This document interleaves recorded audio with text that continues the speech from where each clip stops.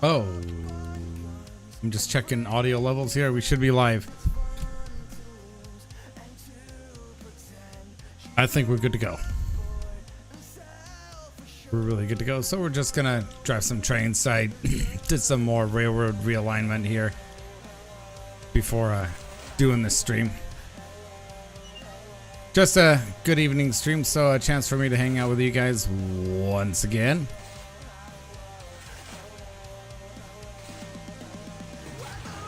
Let's shovel that coal in.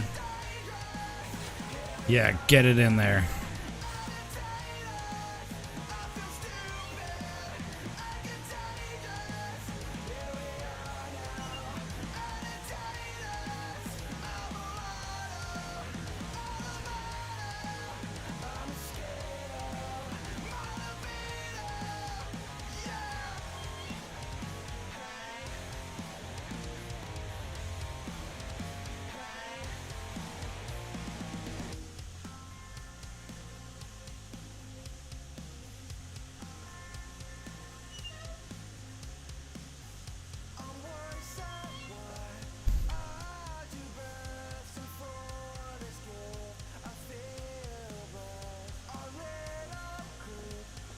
I'm going to save progress here because it's always a good idea to do that.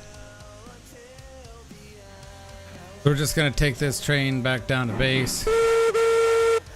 But first we're going to pick up a load of rails up here, and then we're going to drop it off in the iron mine before we leave. I mean, the coal mine.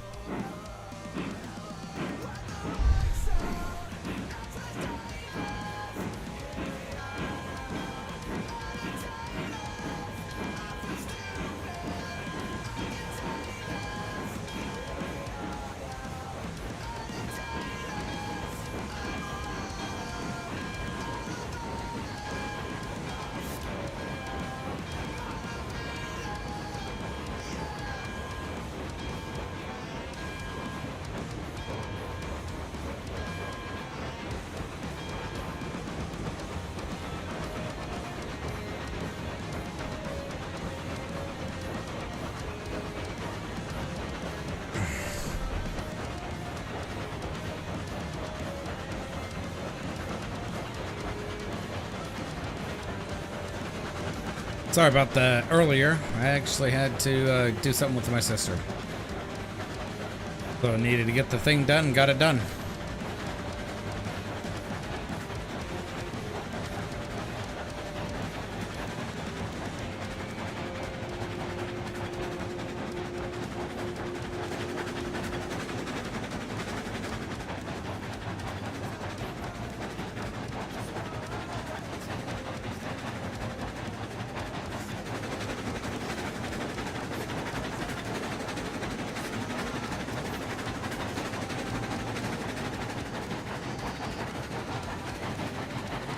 I think I'll stream for a couple of hours and then I'll get off.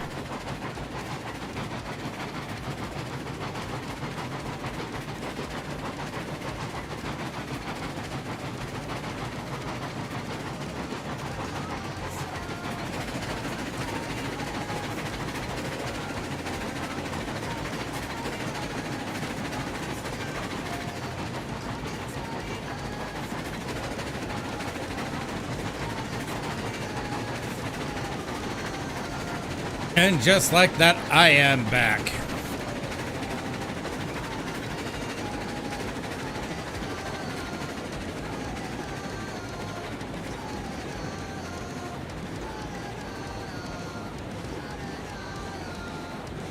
You did fall asleep there the last time?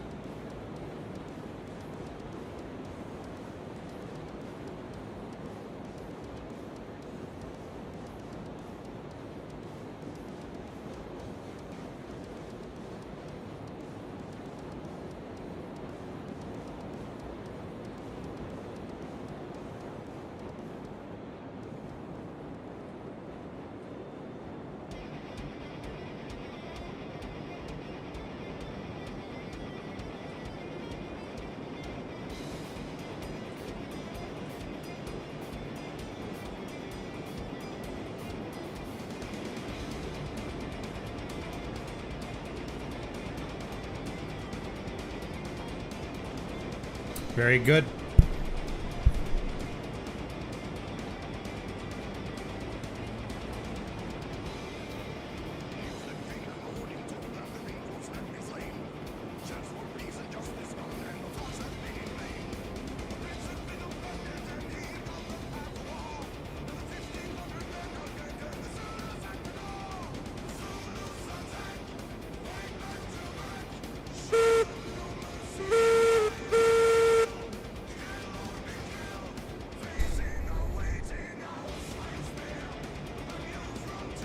Well, good to have you back either way, Mark.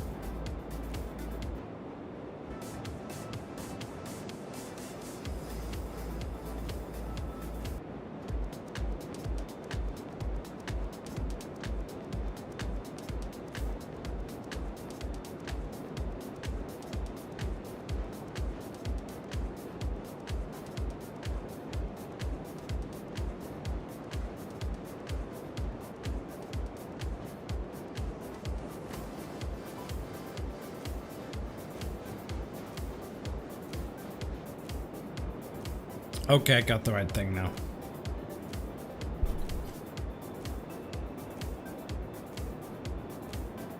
Okay. So I see your comment there. Mark, you said, I can fall asleep at the drop of a hat. My brother's that same way, and he's a little bit younger, but he's gotten on 24 too.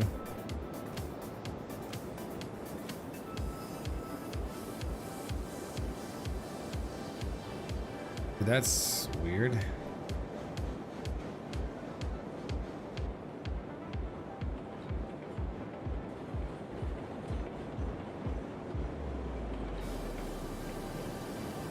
I had it like in 30% throttle there, and wasn't even coming back. But it's a good thing it wasn't, because I was distracted there for a moment.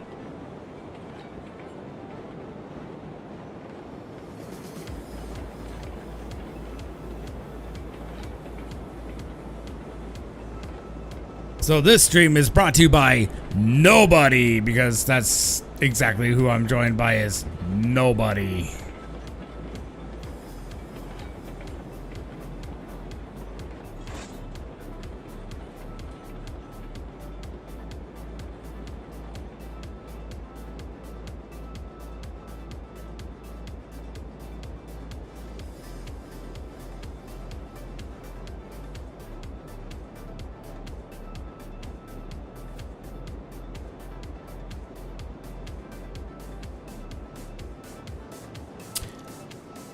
Yes, everybody watching this video, watching this stream, do what Mark says.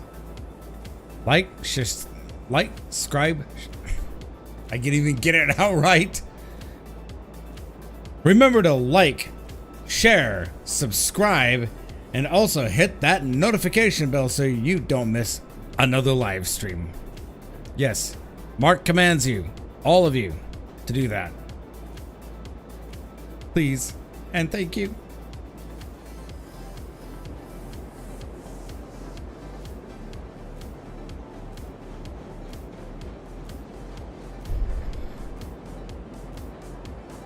Wood.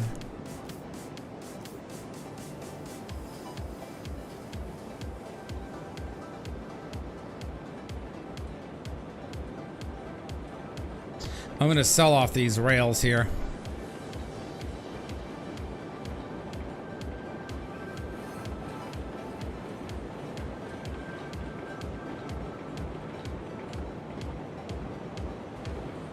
Boy, Kima, your car hitboxes do suck.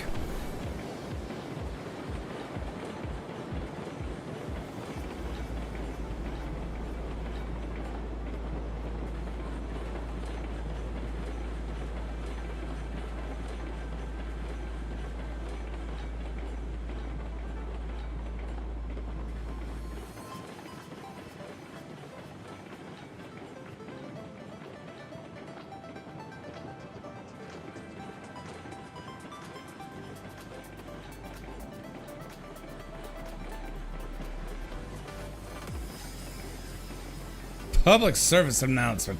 Good old PSAs.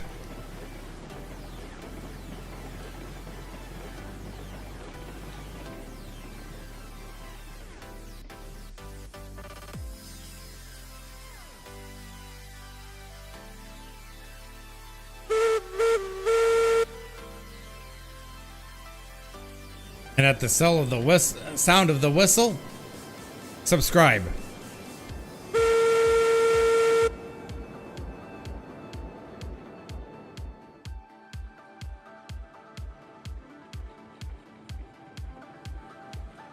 How you get up to the top of the caboose these days.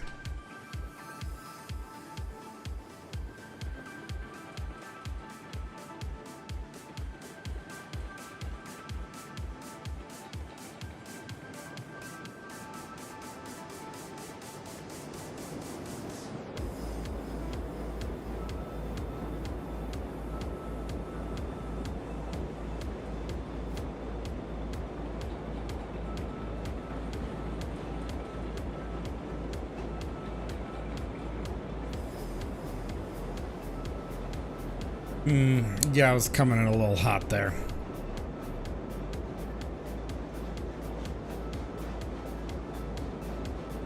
And also, subscribe to me on Twitch too for some other live streams on other games that I also play. Link will be in the chat and in the description.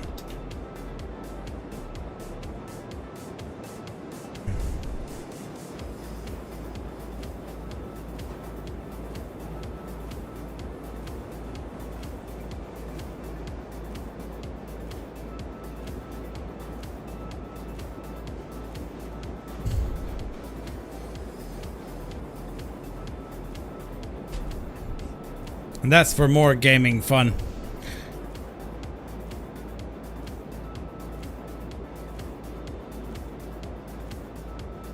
Although honestly, I stream more to here than I do to there, so I feel like the audience is more interactive here. I have a good audience here on YouTube.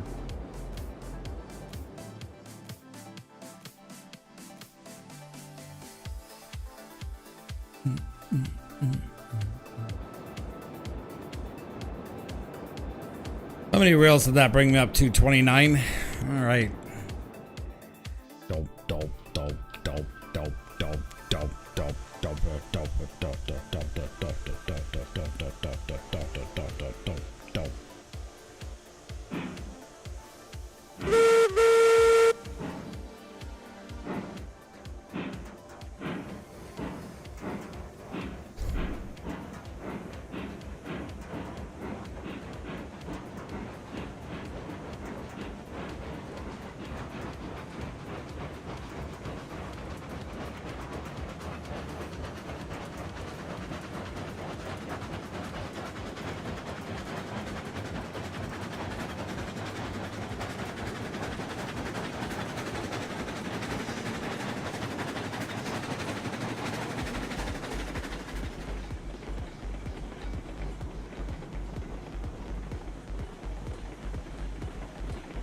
I do stream mostly World of Tanks over there on Twitch and some of the games, and I play Railroads Online over here.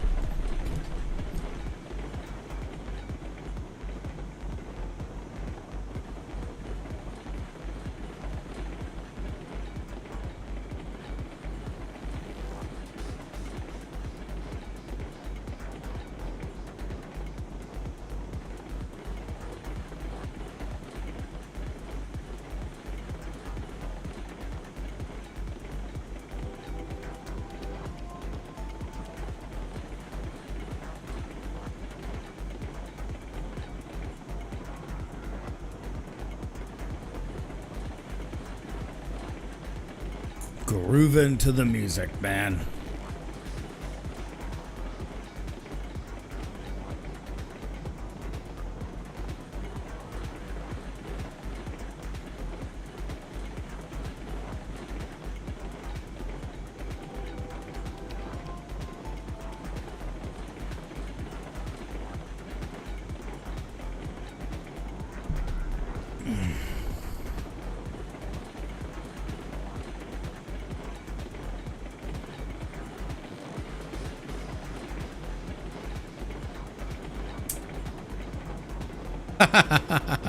I saw that, Mark.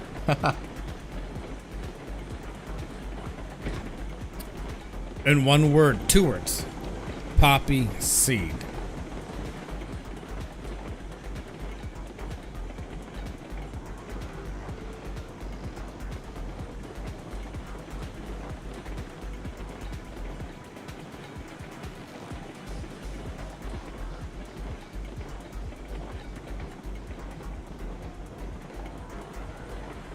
That's exactly what that plant produces.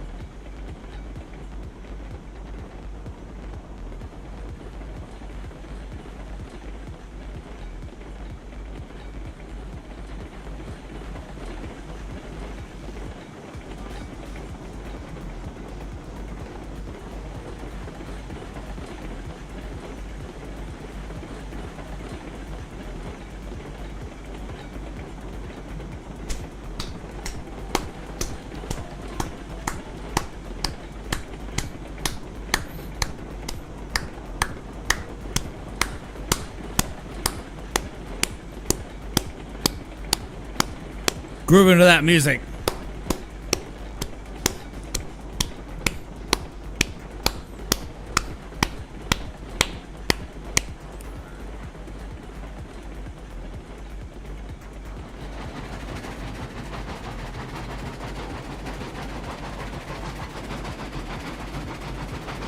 You're welcome.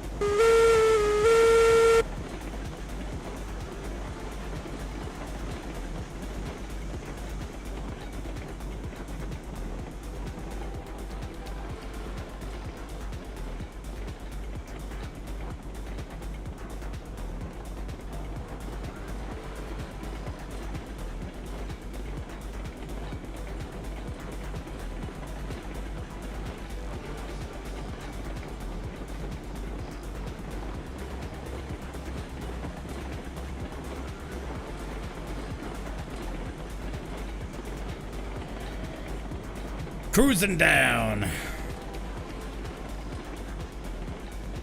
I gotta check switches ahead of me. Make sure that I am all set.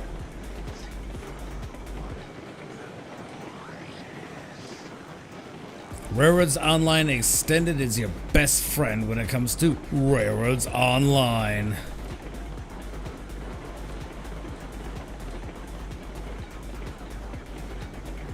Yeah, I'm in good shape.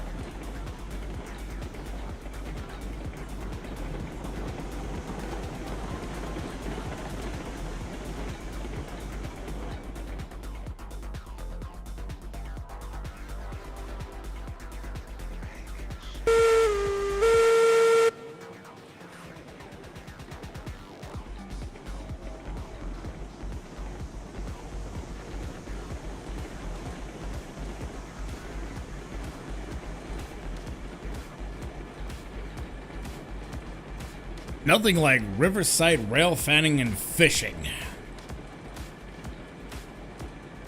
You know, too bad fishing trains aren't a thing in this game. I'd actually drop fishermen off at locations along this river right here.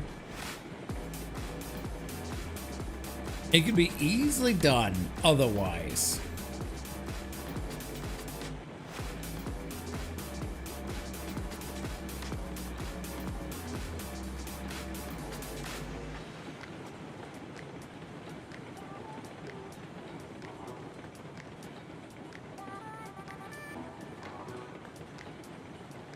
I'm protecting myself. Red means no go. No go past.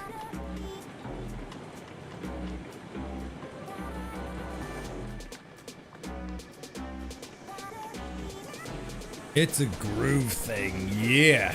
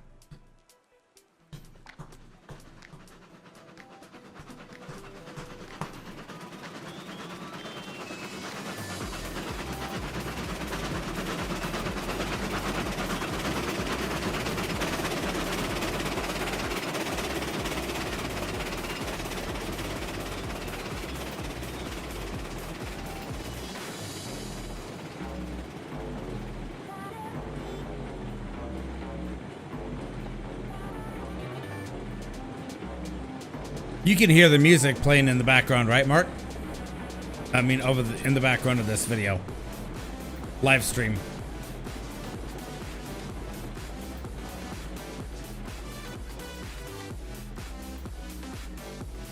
That's amazing just how far away you can actually see those smoking trails over there.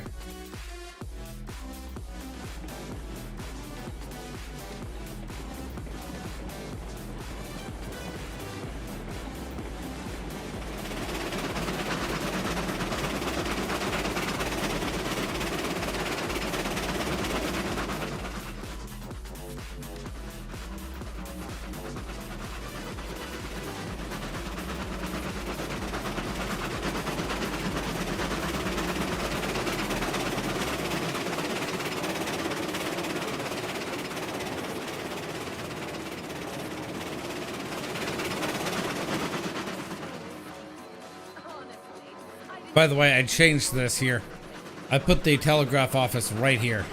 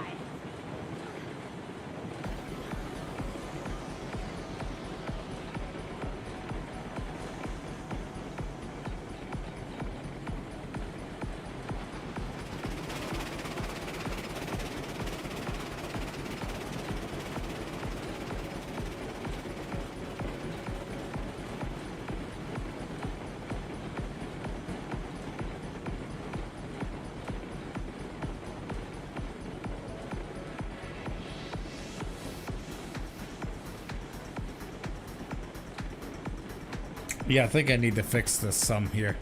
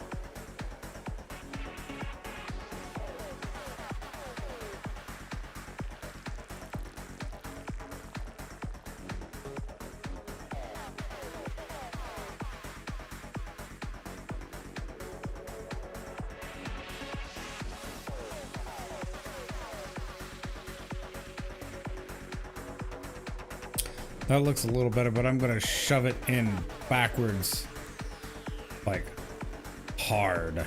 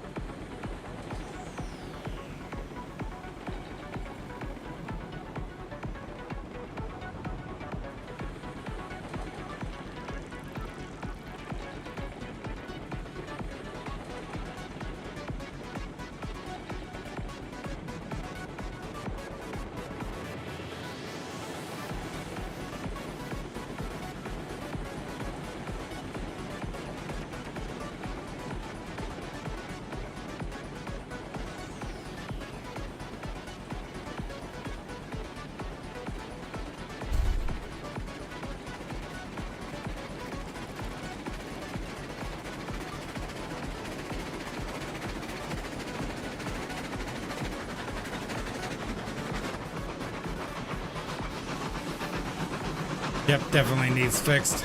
Haha. Just as soon as I drain every last ounce of love from him and show my subjects what a real leader is. I can feel the love inside me slipping away. I can't hold on to it much longer. Stop sharing this creature deeper to begin with. You should share yours with Chrysalis. Give her all of it.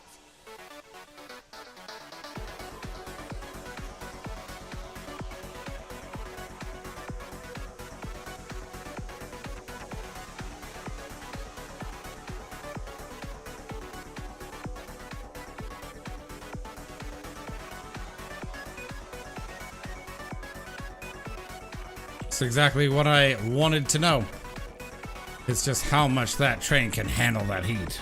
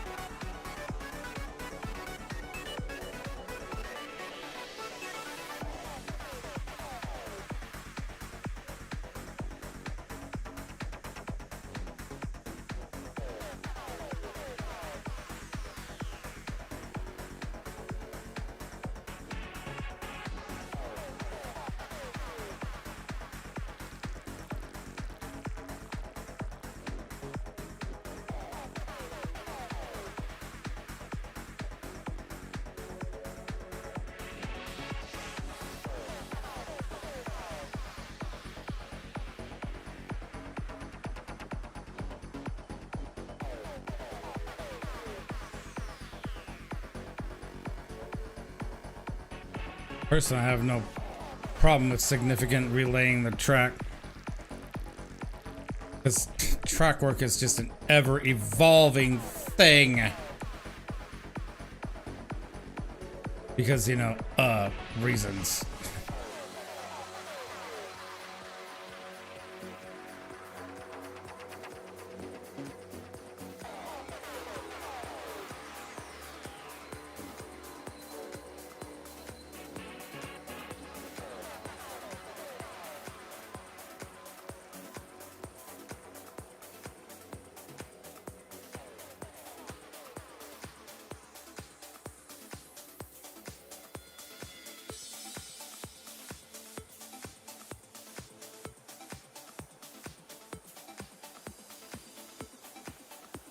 Oh, that's only needed down 2%.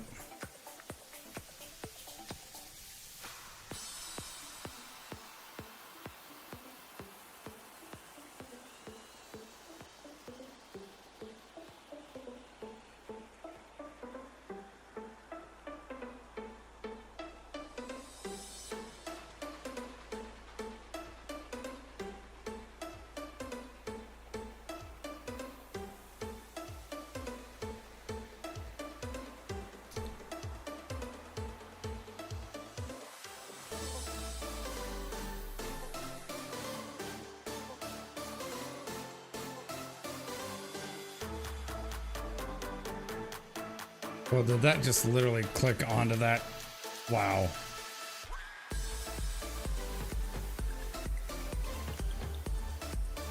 I have now seen the light with real railroading.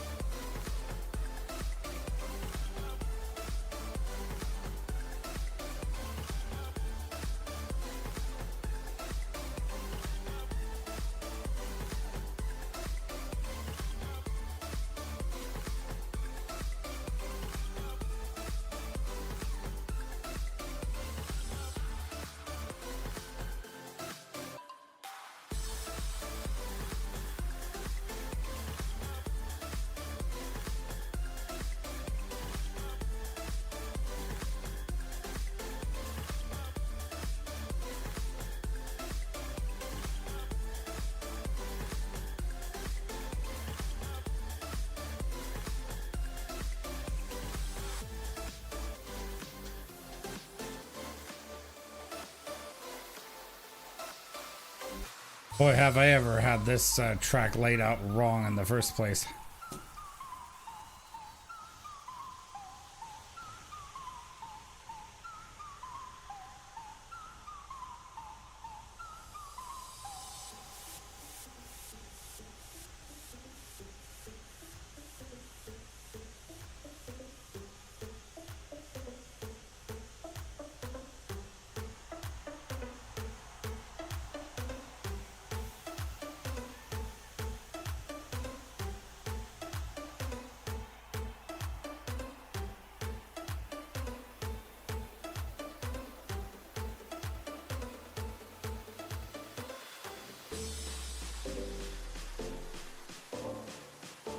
Hey, Polar Bear, how's it going?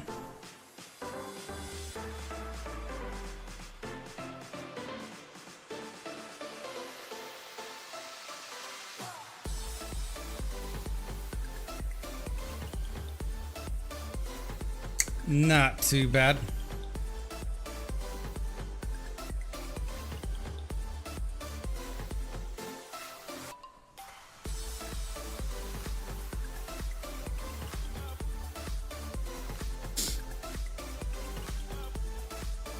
I'm just finally relaying some track. Kind of been my day project today.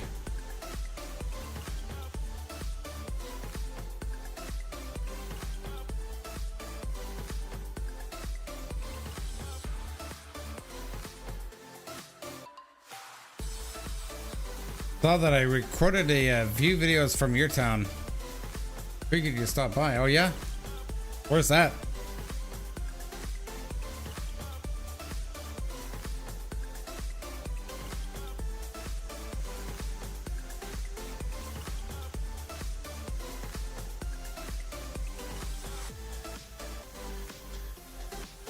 Ah, Glenn's Ferry.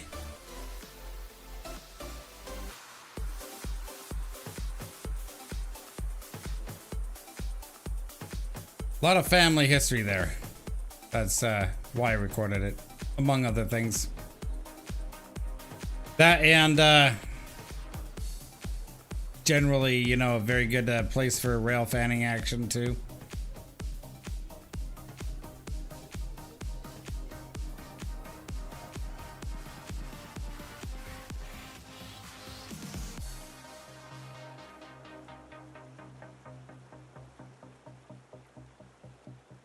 Before you go, do something you might regret. I've got just one message that you should not forget. We're around you all this time, we're ready to roll. And tonight's the night that we I mean, those videos are like years old now. I mean, it's been several years since I've even been back there.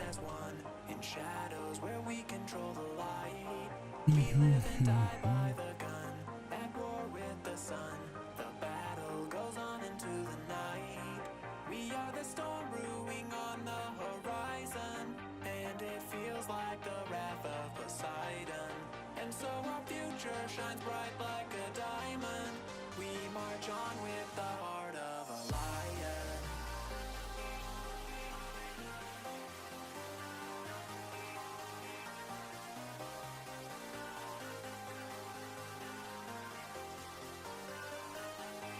I mean, Glenn's Ferry is an awesome place. Just been years since I've been there.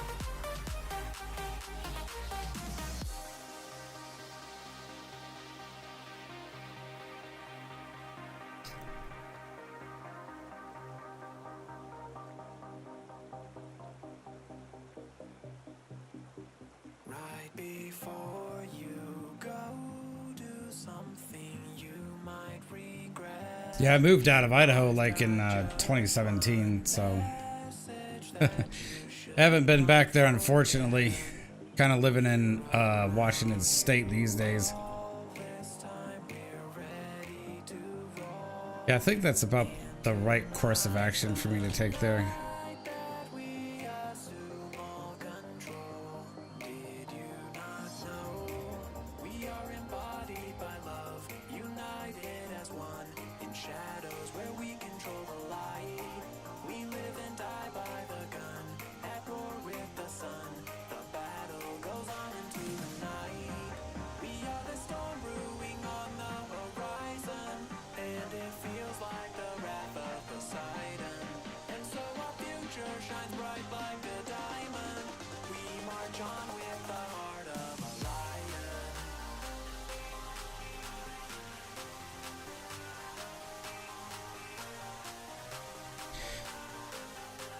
Yeah, it's unfortunate, you know. A lot of them, you know, you come into coming to a place where you have more people than in Idaho, unfortunately.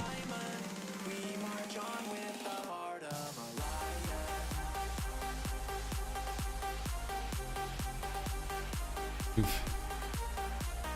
Gotta level that.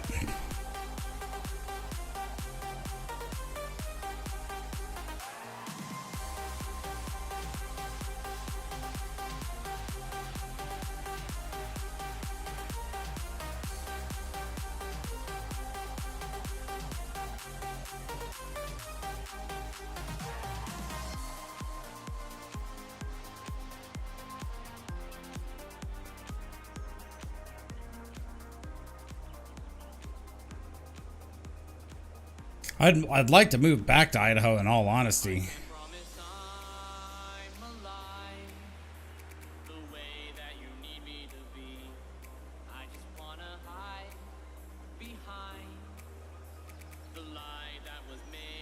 So I miss it there a lot.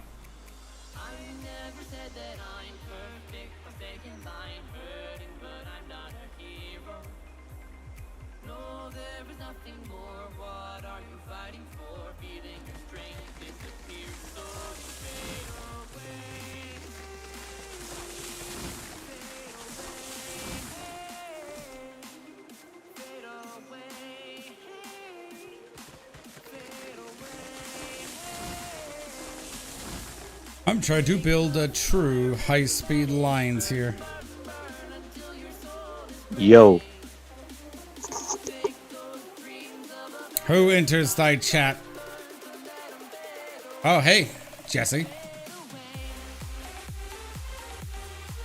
Just so you know, you're live on stream. What's going on, dude?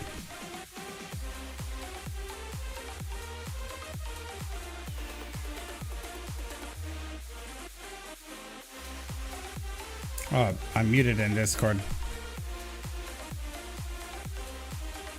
Oh, hey, Jesse. How's it going, man? Sorry, I was muted in Discord there. What went on? Not much, just streaming over on YouTube, playing Railroads Online.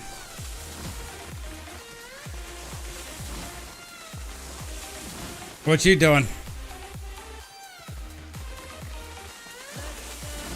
Hello. Sorry, I was just adjusting my mic still. Let's see. I just briefly heard you. Check 1 2. Oh, there he is. Live and well. Did I surprise you? Yeah, just a little bit. Yeah, just letting you know I'm streaming over on YouTube, but yeah, you're welcome to hang out in here. I don't care. Oh, sweet. It's just me, so. Well, you're not alone now. Yeah, I'm playing You're Railroads not alone. Online. What was it again? You're playing? Railroads? Playing Railroads Online, yeah. Is it a simulator game? Kind of like Sort Farming of. Simulator or some other It's type an- of simulator? It's a narrow gauge railroad simulator. Oh, now I'm trying to remember your name, your real name. Is it David? It's a Tony. guess. Tony, Tony. there it is. They're great, you know? See, that's how I can remember silly names like that. Slogans, Slogans, corporate yeah. brands. Dude, I got so much crap from that back in the day. It's all Do you good, have any though. Do you have any other active members that likes to stream through your Discord channel? Because right now I'm using Xbox One X right now, or the X Series console right now, as we speak. What I like about the Xbox platform, it can allow gamers to connect to Discord channels Yeah. now. Yeah, that Which I'm is very- a brand new feature that they just enabled, Awesome. which is actually kind of cool. Yeah, the last games I've been playing recently is GoldenEye 007 released for the X and the S series. Catan Settlers of Catan, the board game, now a digital board game of an animated type style. You can see like your board come to life, your settlements come to life. I don't know if you ever played Catan in person with any of your communes in your local community before, but that's what I play in my Friday night group. I don't know. There's You know, it's weird. I've heard of the game. I've never played it. okay. Yeah, there's a Friday night group I go to locally in my own town. It's a small little church group commune, but it's a random, diverse group of young folks in their 20s and 30s, and maybe one person in their 40s, where we just get together, a group of 15 to 20 people, and we play a variety of tabletop board games, card games, and some dice games. We just feel like wherever we want to play, we just play right away. So one of the popular games we've been playing recently for the past couple months was Splendor. Have you heard of Splendor? No, I haven't. Oh, it's a strategy card game, non-collecting card game that involves collecting token gems and using token gems to buy development cards, and use development cards to exchange for more expensive development cards with points on them. So be the first player to score 15 victory points to win. So it's pretty fun. Yeah, that's not what too other bad. game I Sounds kind of cool. Sadly, there are not any other bronies that I know of. Maybe one or two of them that are ladies that are already married to their husbands, but they are into MLP as well, so that's pretty interesting. But there's a lot of other gentlemen that are around into. Some of them are really into the Nintendo Switch. They play the heck out of Smash. So I play along with them sometimes in Smash. One time they did a group session of, I think it was called Jukebox, or is it Party Box? It's a family-oriented, some type of adult game too. It's a party interaction where you use your mobile phones to answer questions, and then trying to get the most points as you can for your popular answer, kind of like Apples to Apples or something like that. Or it's a fun, entertaining game. But yeah, there's some social events I'm involved with in life to this day. I don't know if I told you, but I no longer work at the hospital anymore. No, you haven't. You haven't told me, because it's been a hot minute since I've actually spoken to you. Yeah. So my recent life recently, I now work full time at a manufacturing plant, a nice distributor where they make and produce power converters. So making like one source of power and convert into like three-phase power for like water irrigation, pump controls to industries for other various tasks they need to take care of. So we make a variety of different horsepower units, from small little units to unit size of like 2 tables or 2 doors and length put together. They can range of different sizes. So I help make components, especially inductors and toreds. So that's my job full time. So good pay. Yeah, it keeps good pay. and decent benefits. Well, it felt like the benefits have been slashed in half compared to the hospital I once worked at. So after again tired of working nights for about 2 years in a row, and I was like, this is too much stress. And I didn't have a social life at the time. I kind of did, whenever I had 2 days off in a row, and I forced my body to stay awake for one day, and then have a normal life for 1 or 2 days. Then you're back to the nightlife. Yeah, it's very stressful to have to readjust to that all the time because, when you're working night shift, it's like you have no life, Mm-hmm. It's and very then when much I so. Hold on a sec. So, Polar Bear says, a really nice state. I love the scenery and activities. He's talking about Idaho. I used to live in Idaho. So I miss it there. I'd like to move back there. Is it the forest there, the landscape, the geographic landscape that you like there, or?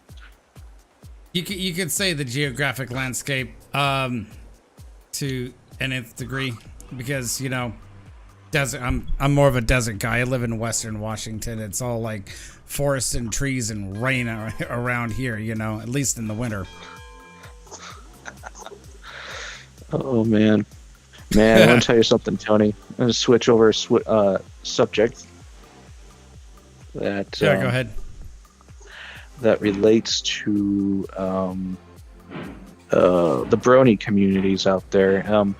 I haven't been active in my own local brony group for a long time that I used to coordinate before COVID hit.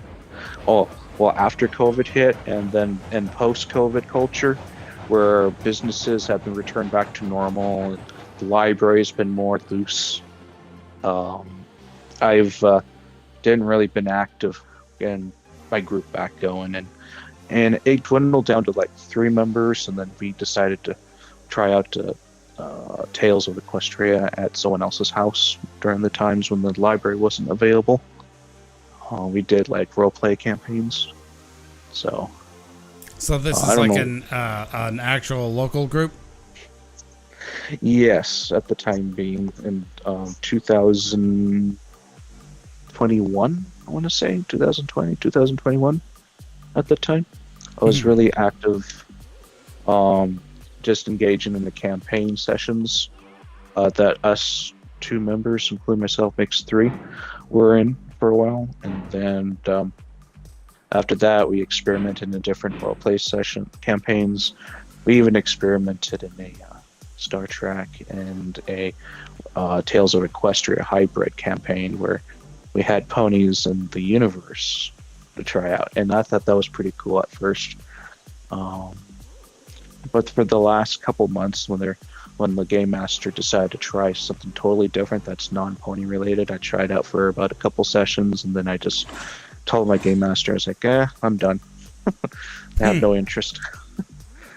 Game's not that interesting. No, I mean, well, it was for the game master and the other member, but I just had no interest in it. So, yeah. And I also started to lose more interest in roleplay stuff, and I was like, this is probably not my type for now anymore. So I wanted to take a break. It wasn't really benefiting me. So I'm like, I have to cut that out. So I used to be into some RP stuff like back when I was in my 20s, but then like I got into my 30s, I just dropped out. It's like, you do genuinely lose interest in stuff like that every now and then. Yeah. Ever since I got done working the nightlife and then working bank hours Monday through Friday, I really enjoyed that new change, but it took me about a couple months for my body to get used to that change. Yeah. Now it's been a year and a half. Now I'm into the day life cycle, but figuring out new perspectives of life and everything, of where God wants me to go and everything like that. But I haven't been really active online of social media groups anymore, especially the CB group, Christian Bronies group. I'm not really engaged with that anymore. Not even the Bronies for Christ group anymore. When it comes to Christian Bronies, I just straight up left up out of there because of all the drama. The drama was not fun for that duration of that saga. I want to call Yeah. it saga. Just So the reason I left is like everybody just straight up got political on stuff, especially back in 2020. Not gonna get into it here because I'm live streaming on YouTube, but I could tell you why after the fact if you're gonna stick around another couple of hours or two, because I'm just streaming railroads online. So we can talk more privately later with that area. Another Yeah, life. yeah. So yes, just got way too political and just people got blindsided by stuff. It's like, well, that's what happens when you get the devil that divides the house, So yeah. Anywho, right now I'm messing around in GoldenEye 007 right now. I beat everything on Agent, Secret Agent, and now I'm in 00 Agent right now. are you playing that on emulator? Yeah, on the Xbox X Series, I do have some disappointments in that game where it seemed like to me they left the emulation files alone and didn't really modify like moderate graphics, to make it look better. Make the background of the soldiers and the guards, and of course James Bond, more prevalent, to make a more realistic type texture. It's just everything left alone classic. But the controls are robust. The controls are robust and solid, though. That's another thing I give credit to is the controls are nice. Lets you aim better, lets you shoot better at your targets and everything. Versus the N64 controller at the time, when the control stick was losing its luster of actual authentic controls. Yeah, especially. Hey, Husky, how's it going, sir? So, what was I going to say? Sadly, there is no multiplayer on GoldenEye. There isn't? They did away with that? You can locally on split screen, but it just doesn't allow you to play with another player across the internet, sadly. Huh. Just local split screen, that's about it. So Yeah, I miss the old days of local split screen, dude, because that's when you can get together with a friend, and if he gets too ignorant, you can reach across and deck him. So. Oh. Not like online, I know we're so used to online playing with your other friends across out of town and everything, and some local friends. I do have some local friends that play online, so as long as the internet's working, right? Indeed. We have about three competitive internet providers here in my city, so yeah. Here in Stanwood, we had one internet provider up until last year. Then we got a company called Ziply that basically installed brand new fiber lines and everything. So I'm going through their service. That's cool. Fiber internet, baby, gig speeds. Yep. Do you have a PC at all? Yes, I do. I had my little gaming PC for about 6-7 years, I want to say about 7 years now. It's running Windows 10 on it right now, but it has an iCore, I believe iCore 5 on there. Pentium iCore 5. The motherboard's powered by MSI. It has a decent graphics card on there too that I put on there myself additionally.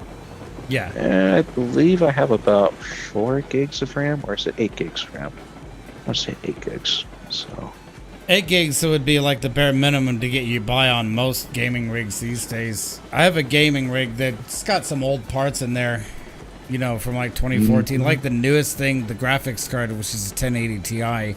This from 2016.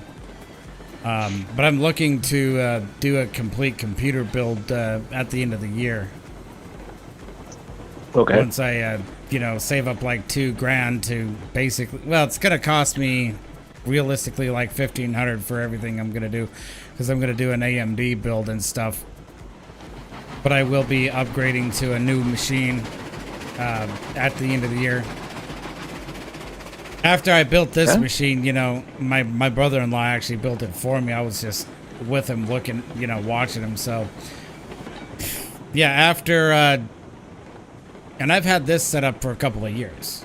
And let's just say, you know, after this setup, it's definitely, I'm not going back to the off-the-shelf Walmart brands anymore, so. Yeah. I was thinking about building a new PC sometime after I get a new vehicle too, because I had my current vehicle right now for about 15 years and it's starting to fall apart, and I was like, yeah, it's time to retire this vehicle soon. Have a new I'm looking into getting a brand new vehicle. After I made my last student loan payment of 2019, I was so stoked, excited that same summer that I went to see Tara Strong at Denver Comic Con with a picture with her and got a signed autograph of Twilight Sparkler, the toy, not opened, but signed in purple Sharpie pen. So, but anywho, I was excited that I paid my last student loan, and I continued with those student loan payments into enrolling that same momentum shift into a new couple savings accounts to have some new challenging financial goals where I wanted to save for a while to at least have a very good strong, where's the word I'm looking for? A good strong down payment on a future vehicle. So okay, I believe this is. Go ahead. I was just gonna say that's annoying. You know, my game just crashed on me because, you know, reasons. Oh shoot. Yeah, I'm playing Railroads Online. Yeah, I'm playing on PC. You know, and I'm playing on Railroads Online, and supposedly they fixed the straight to desktop crashes this last patch. It's still happening. I should actually submit that as an official bug report. Hey, Husky says, hold on a sec, I saw his comment. It says, me and my friends used to fantasize about playing online, but we never play. Or play, game crashed. Yeah, game did crash. Game crashed hard.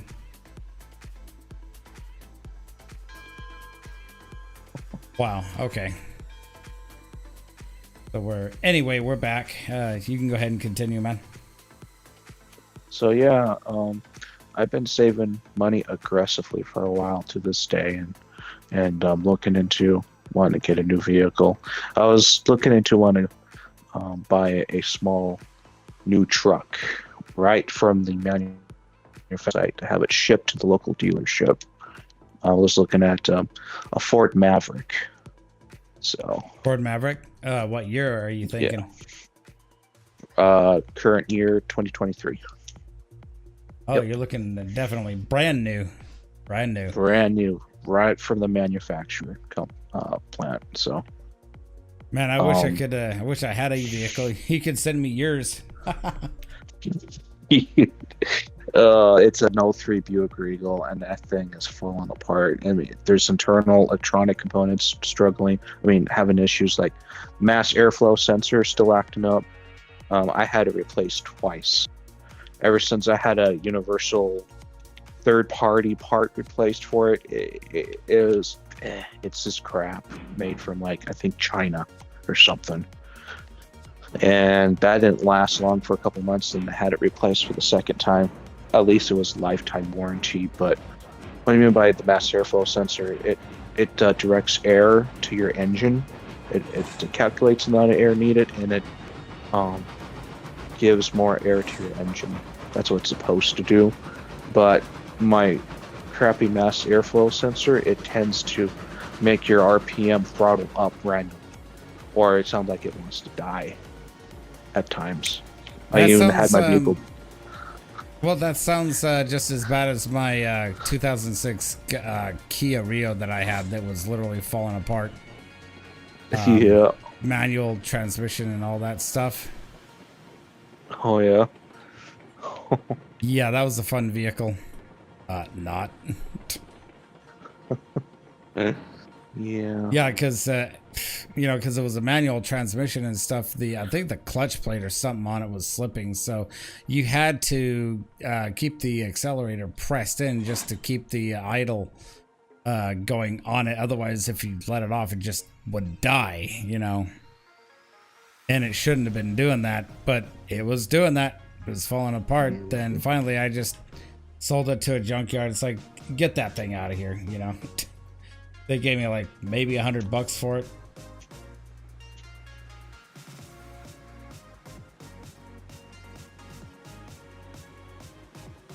Anyway, I do apologize. So good.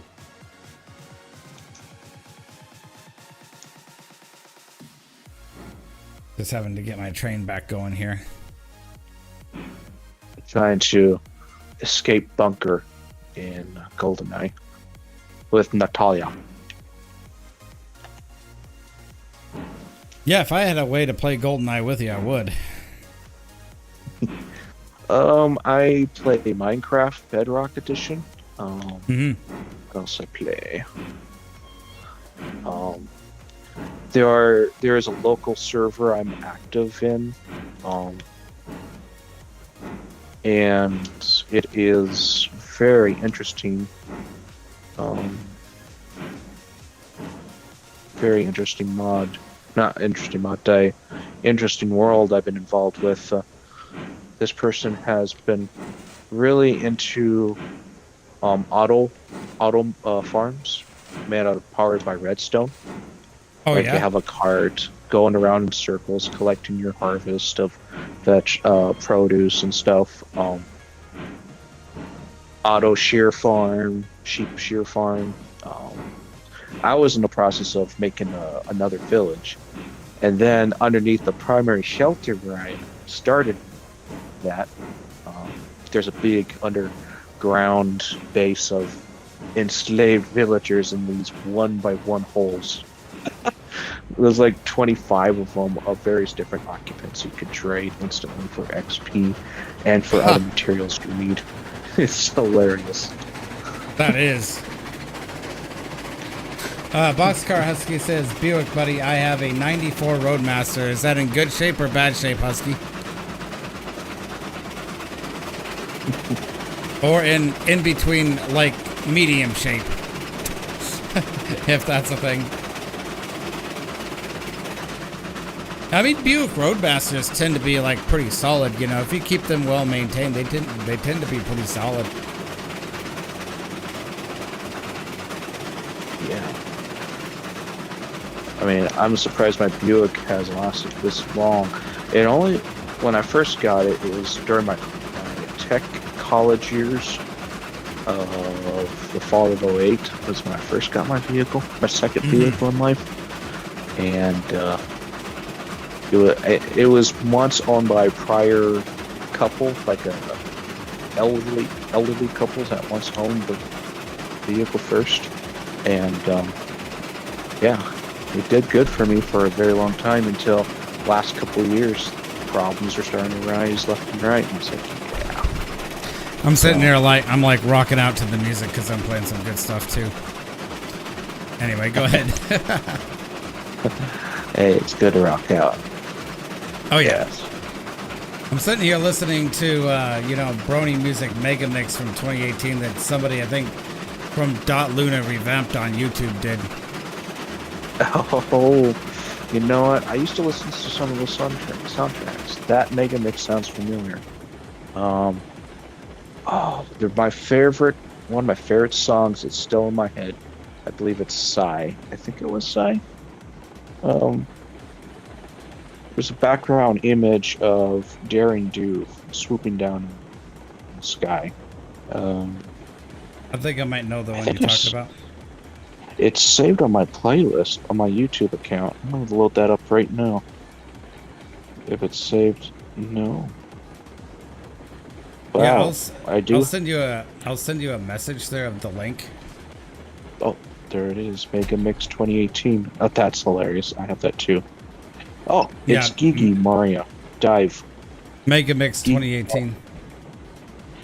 And Boxcar the Feet. Husky says he also has an Oldsmobile, but it needs a lot of work. And he said, talking about Yeah. his Buick Roadmaster, he said it's in okay shape. I've had it for almost 10 years, but I've put around 60,000 miles on it and had 93, and it had 93K when it was bought. You've dragged that thing through the ringer. Good man.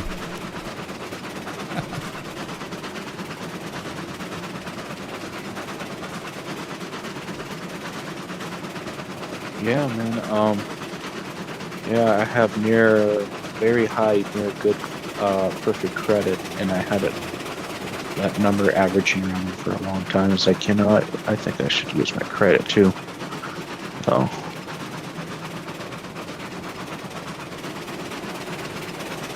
Die guard.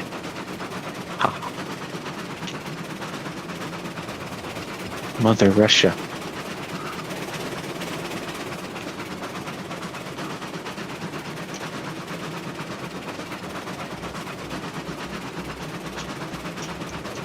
But yeah, There's that's the the guards. one, the Brony Music Mega Mix 2018.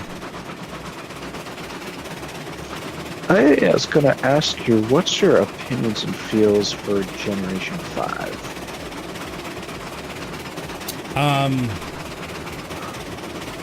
Yeah, I think the story, it's okay for what it is. I think the story's a little lacking, in all honesty, but it's not bad.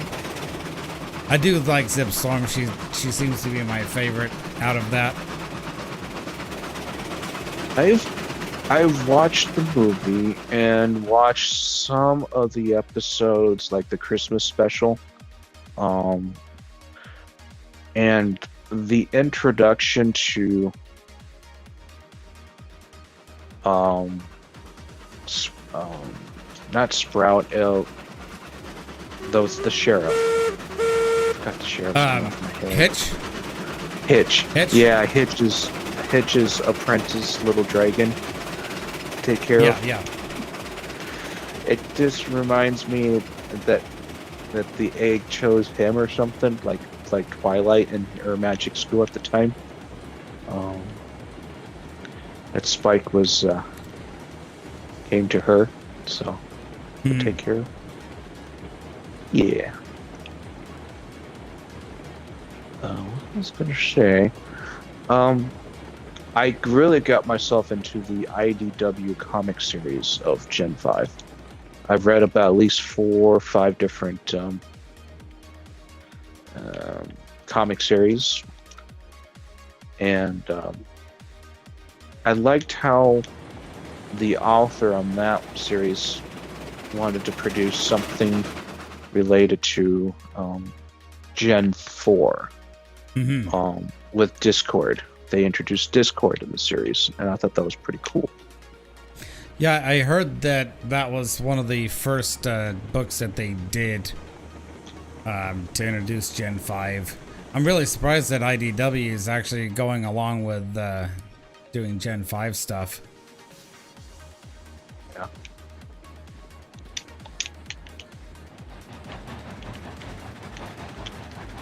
But yeah, some people really seem to hate Gen 5. Other people's really like it. I'm more impartial to it. I think it's okay for what it is. I do think that the story elements certainly needs a lot of work, especially on the miniseries. The movie was okay-ish. The story was a little lacking. Don't get me wrong. I like the voice actors in that movie, and especially Hitch, who also played in the Sonic the Hedgehog movie 1 and 2, as also was a sheriff of law enforcement. And that I found that interesting correlation and twist to it. I was like, dude, that made me really like Hitch at the time. And then then I agree with you. I got involved of liking Zip too later on in the series, especially her as kind of a detective in the comics books. Yeah. I thought it was pretty cute, and I kind of liked how the fan base decided to make some fanfics of Gen 5 character development with Gen 4, especially involvement with Sunset Shimmer, somehow drawn into the Gen 5 world to make new friends. And I do follow certain Brony fanfic readers. Sakamajar, I can't pronounce that full channel. Straight to the Point Studio. And Scribbler Productions. 3 different YouTube channels I do follow that does reading over other fanfics, other fanfic stories. So yes, Scribbler is really good about doing like old school, like radio stylized plays. You know, Yeah, she does. She does a really good job with that stuff. Totally agree.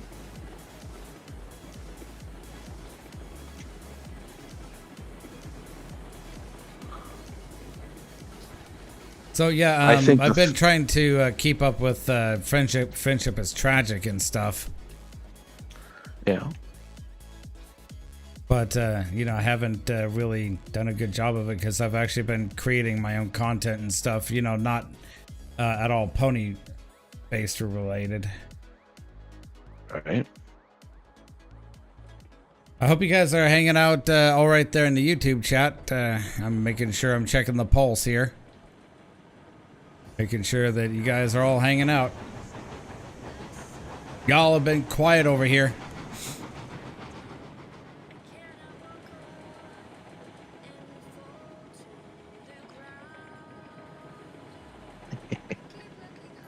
Hey, thanks for the invite from the past couple of months ago, I think. Oh, you'd have to remind me. What did I invite? I think I was briefly chatting with you in the Discord group and say, hey, come check out my live stream sometime. So we directly inboxed each other on Discord. So Okay. Yeah, all good, man. You know, live stream both on Twitch and on YouTube. But yeah, you're welcome. Not a problem. Mark and Polar Bear, you guys still hanging in there? Husky says he's just vibing. By the way, Husky said when his Buick finally dies, I'll drop a nice turbo V6 in her. Then the LT1 she has is strong as an ox, though. Got to be a good engine. Oh yeah. I've put some AMS oil in my Buick for the past couple of years until when I had my tires changed at a different tire place. They did an oil change for me for free with standard oil. I was like, dude, you just took synthetic oil out and put regular oil in? I was like, Eric. Really irked me off the wall. Yeah, your car's got to have regular oil there, not synthetic. Oh, synthetic, I heard, makes the engine last longer. So I converted the whole engine to synthetic, and the engine still ran fine. But later down the road, other components of my electronic stuff was starting to fail, like the mass airflow sensor and then my odometer. The odometer that gives you the mileage and your park and drive status also disappeared. You don't have that data. However, I do believe it is saved still in the circuit board somewhere. I looked it up how to fix it. It requires to replace 4 resistors. You have to replace 4 resistors. Huh. So 4 resistors. Yeah, tiny little chips. I was like, dude, I am not gonna get my hands dirty to take it apart replace all those. No, nope. So I'll let whoever takes my car later down the road can deal with that. And then the key lock system. Oh gosh! Every time you put your key in the ignition or first drive, when you put it in park, the key locks up. In other words, you can't really take it out after you kill the engine in your car and pull the keys out proper. However, there is a weird sensor down in my gear shaft where you pull, from like park to drive, and that triggers the key free, and you have to really play with the shaft in park, like pull it like 4 o'clock position on the shaft really good and tight, and then you can hear a click in the ignition signaling the key to release, but it happens quick and you have to take the key out quickly. Sometimes you'll have luck doing it and sometimes you won't. And I was like, you know what, I'm not going to want to throw any more money at this Buick to have that fixed either. So because that sounds like an advanced mechanical problem to fix. I just and that's feel like I don't probably want to. like what, chucking more money than what the vehicle's actually worth. Yeah, so it feels like it's just a safe bet to have a brand new vehicle. So Right, because in the long run, depending on what your interest, if you're borrowing and stuff is, that's probably going to be more cost effective. It's just to get a new vehicle. So yeah, Ford Maverick I'm looking at. Now there are 2 different engine types of 2-wheel drive, 2 front-wheel drive, and all-wheel drive with 2 different engines. You got the hybrid and the turbo engine 2.0. So the hybrid engine is pretty much like a car-type body put into it as a truck with high gas mileage. Yeah. So you're asking at least about 42 miles a gallon in city driving and about 35 miles per gallon out of town city driving. Now, in South Dakota, like, what are you required to carry for insurance for a new vehicle? Like, I know at minimum you have to carry a liability, but do you have to carry like full insurance?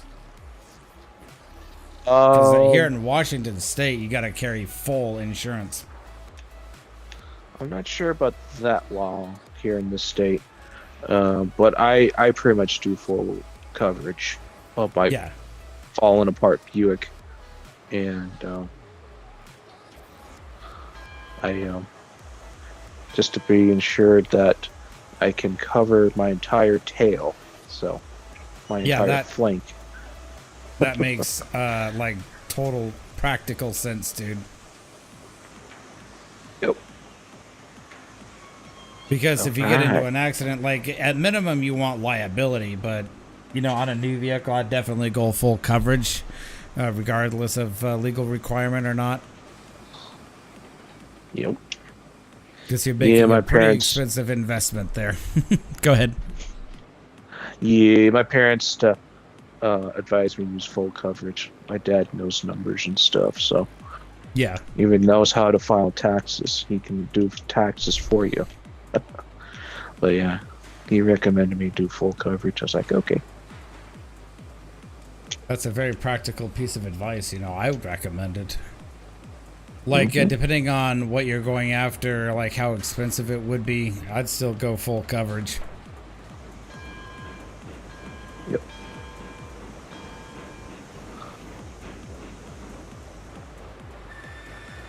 Because you don't want to get into an accident where if somebody else is at fault, especially, or if they decide, oh, let's just go T-bone that nice new car over there. You want to CYA, cover your backside. Just, well, you know what the A would be for, Oh, yeah. That's what my sister would always say.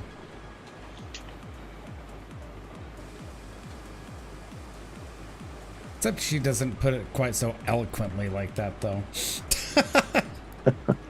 It's just the way she is, you know. I was truck browsing online. I was dreaming of wanting to have, not, I desired wanting to have a small truck. And I heard Tacomas were fun to own, Toyota Tacomas. To there's the document I was looking for. To Chevy Colorado, Nissan Frontier. And then I came across the Maverick, and I was like, looked at it, and I was like, comparing the specs to others for gas mileage, the Maverick is probably the winner choice for that if you want good gas mileage. However, during the wintertime, it won't do four-wheel drive. The hybrid engine doesn't do four-wheel drive. It only does front wheel.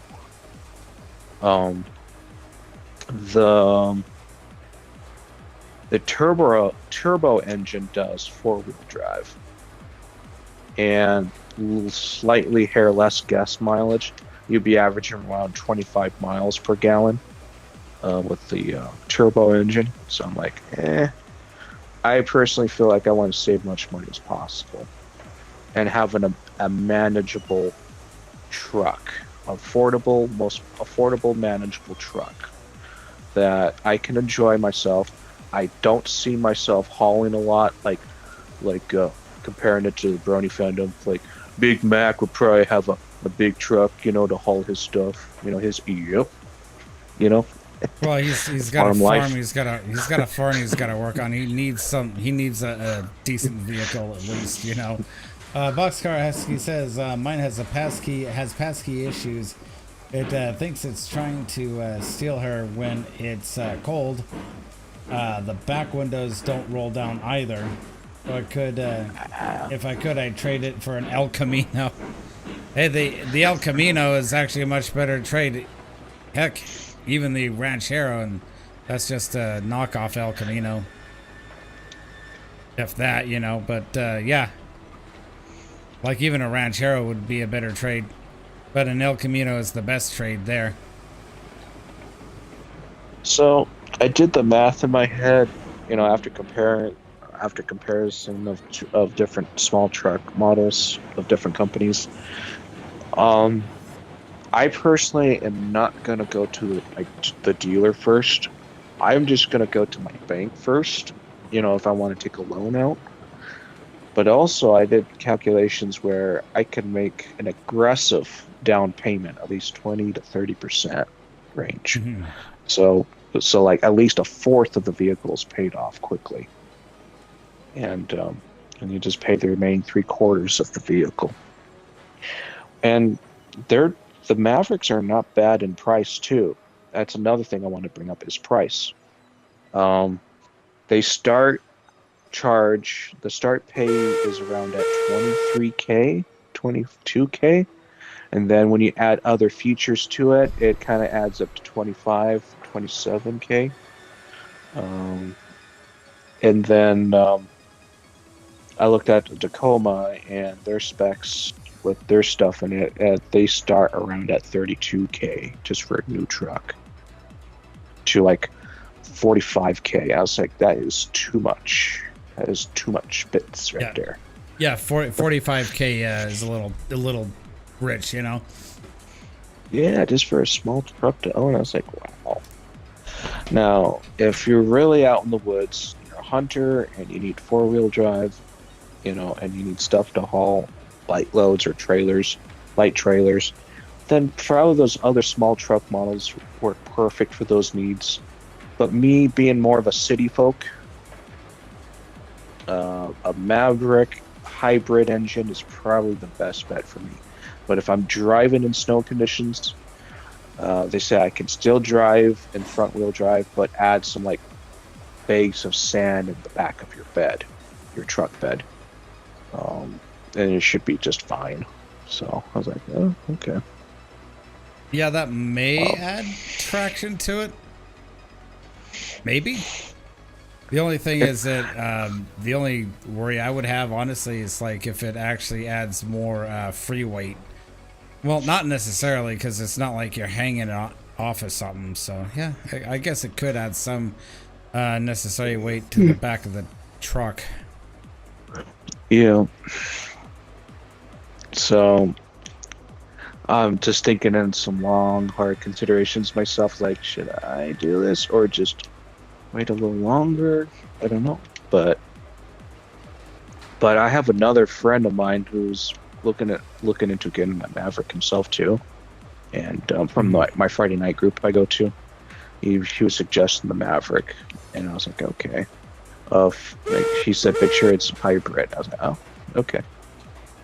Oh, and he gives his pros and cons to it too. But it does look spacious inside the cab, and it's 4-door too. I was like, it's not bad. Oh, so yeah, I was gonna get with my bank and see what they have for their numbers, and then before I make the final move to impute my credit, because the car dealerships, I think they'll do a worse job of tapping into your credit if you're trying to get a new vehicle from their lot. So Right, they absolutely will, and they'll try to swindle their way out of it into it too. You know. Because Yeah, dealers is, I mean, especially like the less reputable ones, you know, will do that. yeah. Last time my sister bought a car, her and her husband, you know, the dealership wanted them to make payments. They go, no, we'll just buy it outright. Thank you very much. And that's what they did. They just bought it outright, you know. So what I was thinking about doing is get a brand new vehicle from the manufacturer and have it shipped to the local dealer. But I'll have to pay an additional $1,500 for it to have it shipped over there. I'm like, yeah, this is probably better, because the vehicles you find off the lot may not suit your needs, what you want for your customized needs, versus what you customize online. So kind of like food apps, when you order like McDonald's meal, you know, through your food app, and you customize what sandwiches you want and all that fun stuff.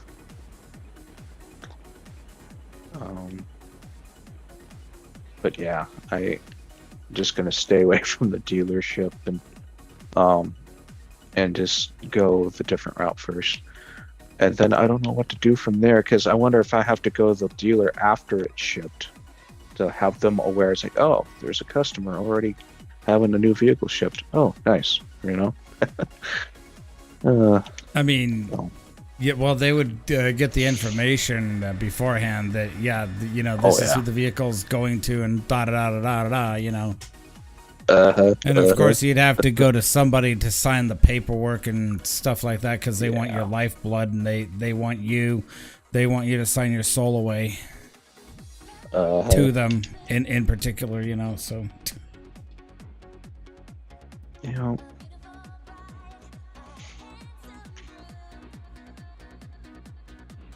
Flim Flam Brothers. That's the thing came to my mind. Yes, Flim Flam. Right. Yes. Boy, this poor Glenbrook is trying to shove all these logs back towards the log pond.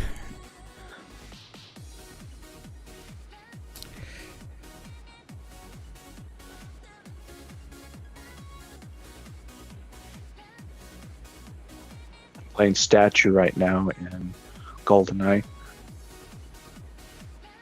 Trevlin now confronting Traveling as Alec. The betrayal of GoldenEye, of British government once he worked for. Now as a traitor. Do you remember who Gevlin is? Gevlin? Greg Dubish. You remember him at all? Probably not. He's from CB. He's one of our guys.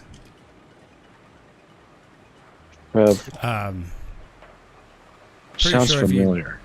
I'm pretty sure if you'd seen him, it might ring a bell. But yeah, he streams over on Twitch too. But he plays a lot more Oh. Smash Brothers. Okay. You Cool. might have heard of him. You might have heard of him because, you know, it's Greg Dubish, so. Cool, dude. Yeah, I had him in here a couple of months ago, and, you know, and we were talking about that, and he was just, like, talking about Smash. Because he's wanting to get into tournament stuff. He was actually in tournament stuff.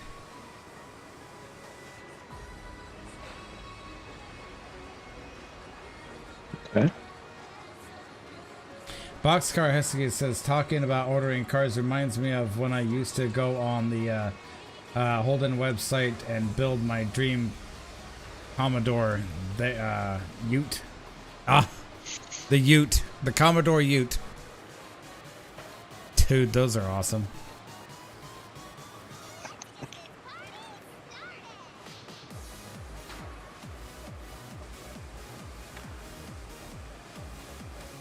Alright, now hit the flight recorder. And then I have to re-rescue Natalia.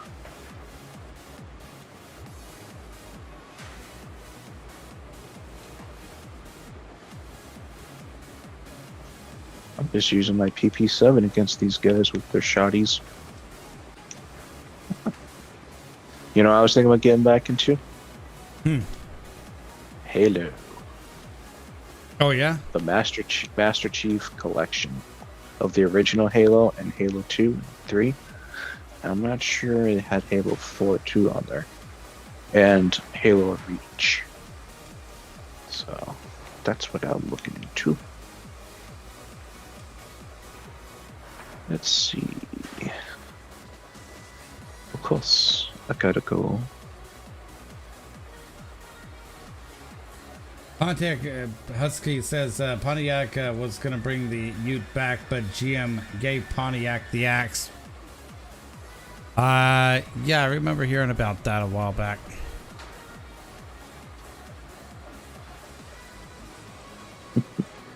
I'll never forgive General Motors for what they did to Electromotive Division, too. Gave them the axe.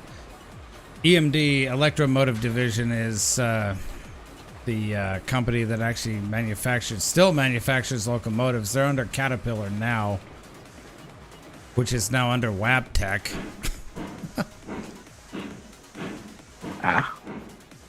Yeah, it's a train thing.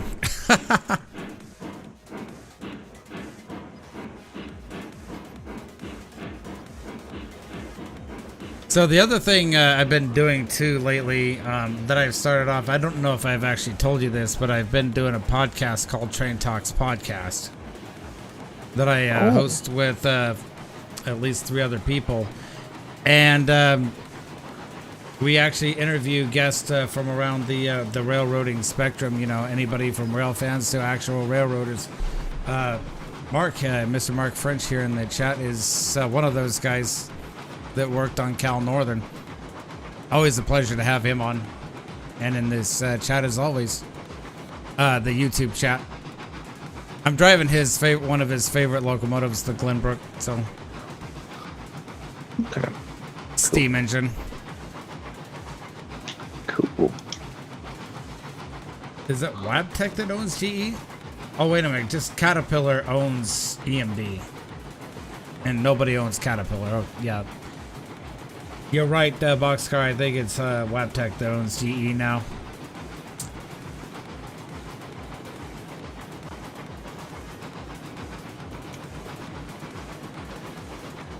I'm making a quick log run up to the log camp.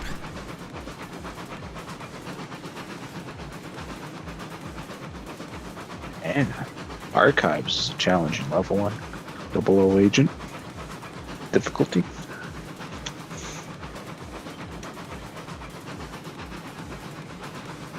Let's see.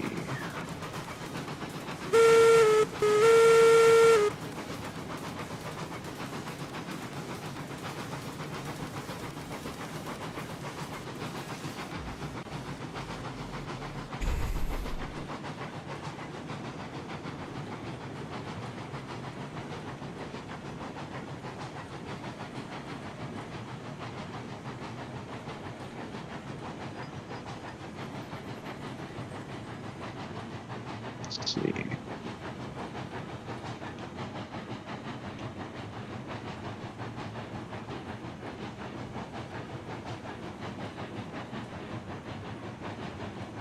Boxcar asks, how do people feel about Brookville locomotives?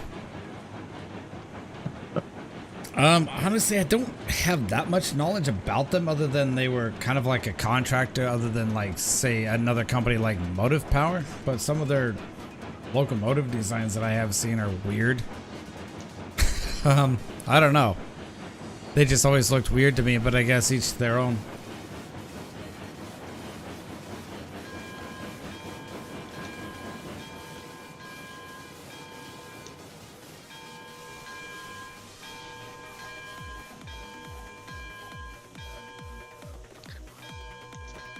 I'll leave this sitting up here for the time being.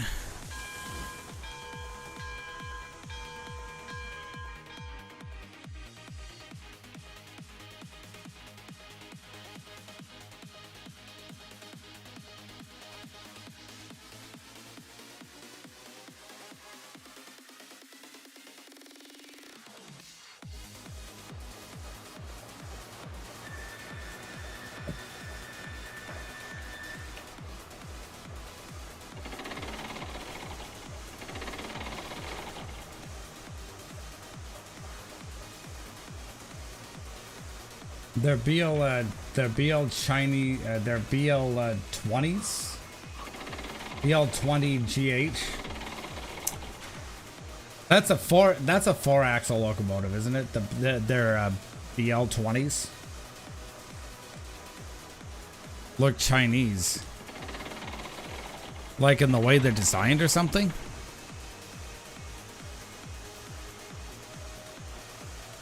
I mean, I wouldn't be surprised because we actually, you know, the United States does actually manufacture a lot of locomotives for foreign entities.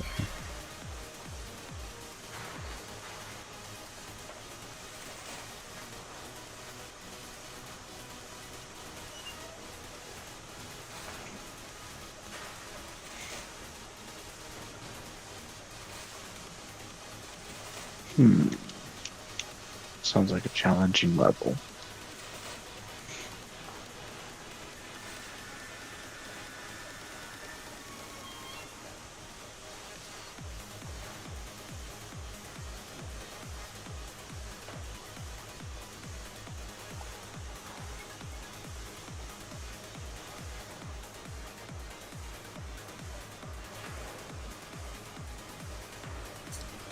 Boxcar says, by design, they look completely different from most four-axle diesels. Yeah, I've seen some of the weird Brookville, like, weird four-axle designs they have.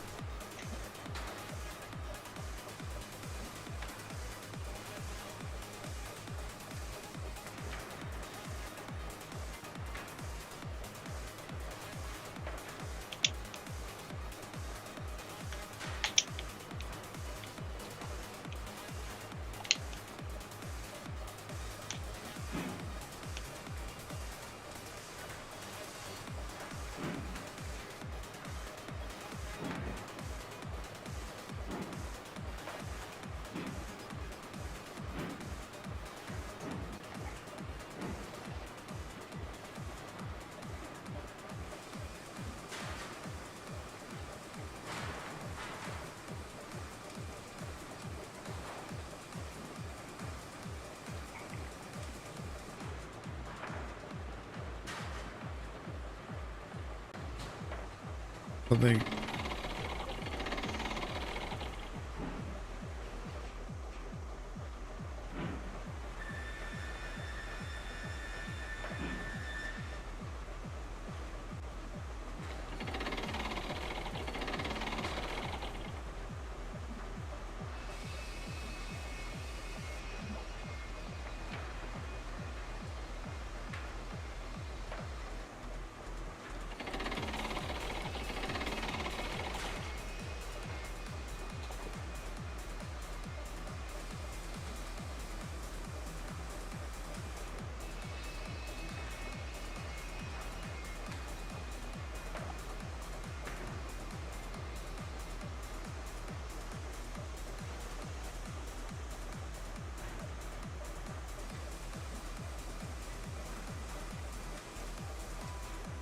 Secret and rescue Natalia.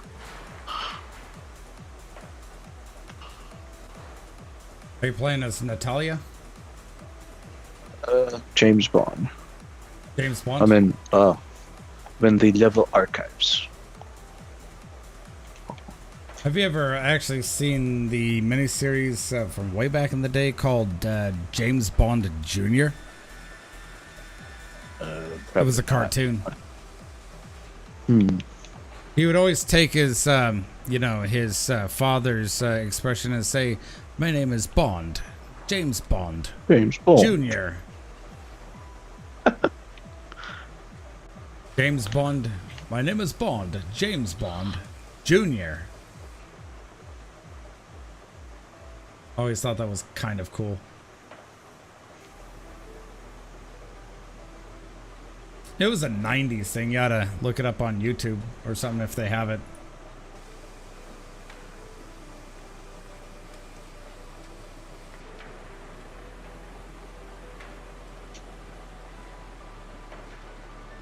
No, that didn't ring a bell for the junior type series. No. Not too surprising. It's not as well known. Gotcha.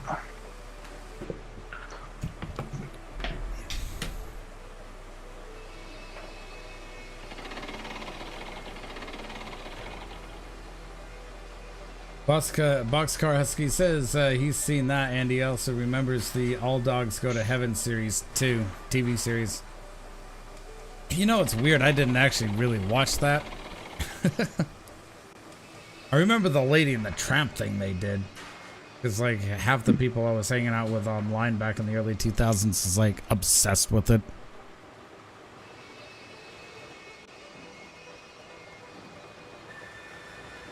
Yeah.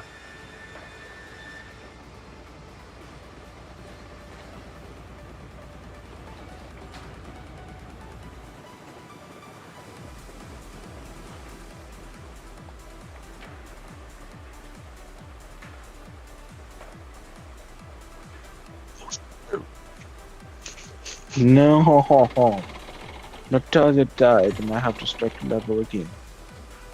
Mamma mia. I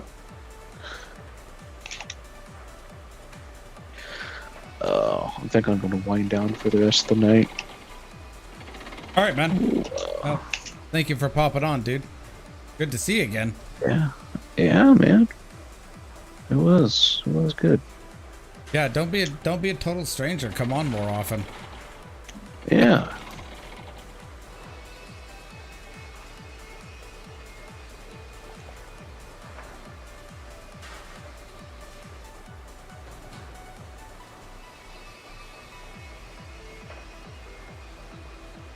Yeah, I thought to check the Discord channel, see who's on, and I saw that was you. So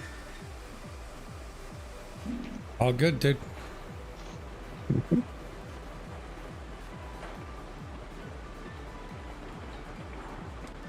I think tomorrow night we might have a movie night, so here on Discord. So if you want to join, yeah, feel free to do that. cool. I'll post a message about it and let everybody know what time it'll be in Pacific Standard Time. So yeah, I know you're like 2 hours ahead of me, so.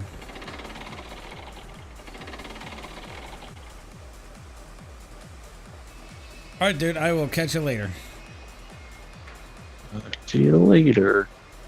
Thank you very much. Have a good one. Bye bye. Yep. Bye. Really good dude as always.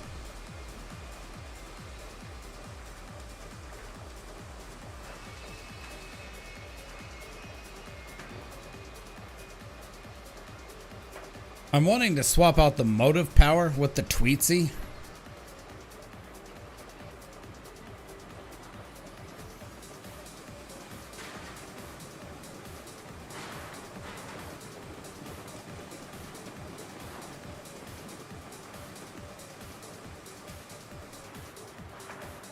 So I'll take this train back to the yard and swap it out with the Tweetsy.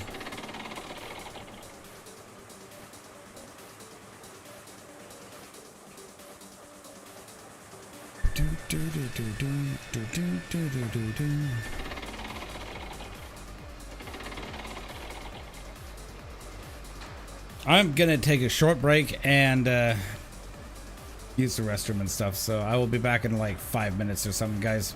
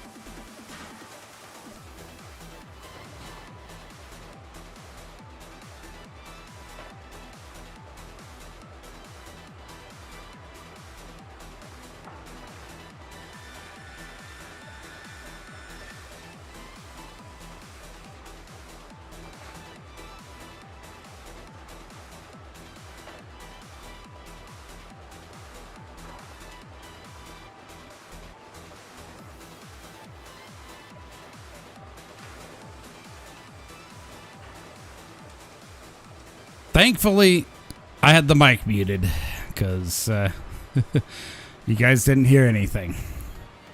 Anyway, enough about that.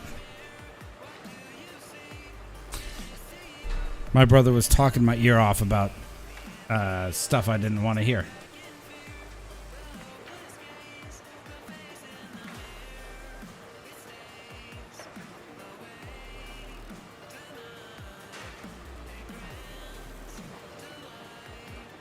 Your burgled baubles bore me. Oh, that one bird, Nigel from Rio, said that line.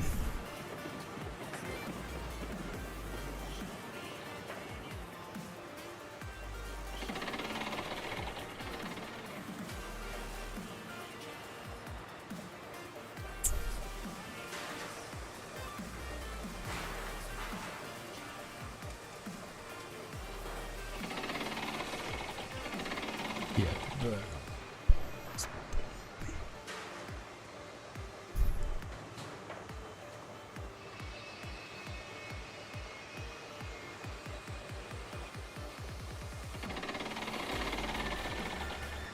I need to see how much iron is at the coal mine. 29. Okay, just under half. That's fine. I don't really need to bring up any.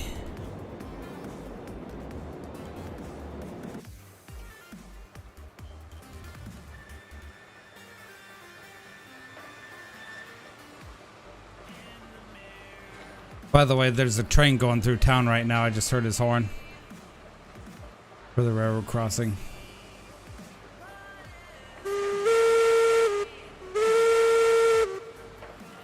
And I mean an actual train. The NSF style trains.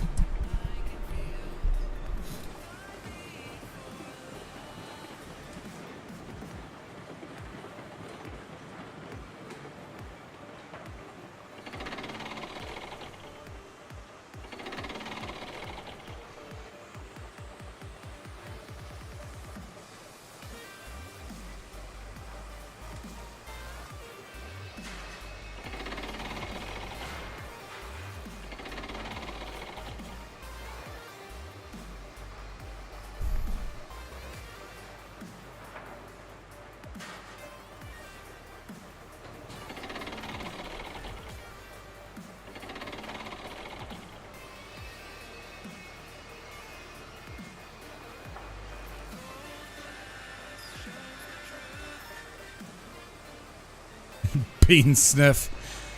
Yeah, that's what a few people call it, including Heist. Yeah, I have the bean sniff that comes through my town locally.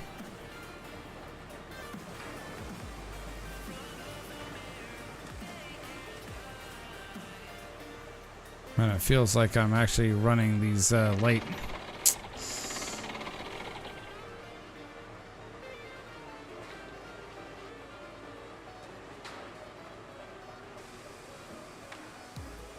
That would be considered railroads offline.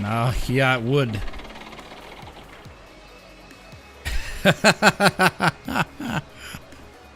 Railroads offline.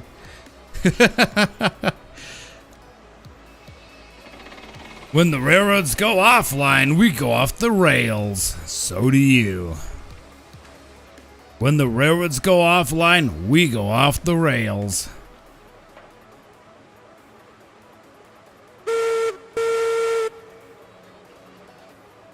You know, after I get done filling this train up with wood, I'm gonna go pick up a Tweetsy.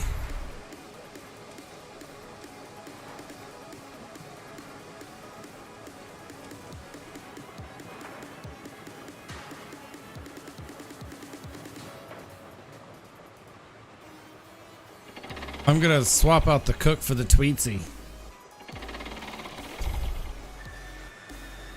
Because I wanna. And you can't stop me.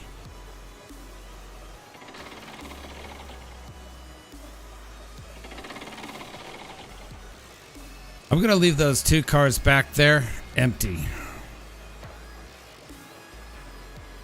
And take some rails along with the wood up to coal mine. Makes total sense.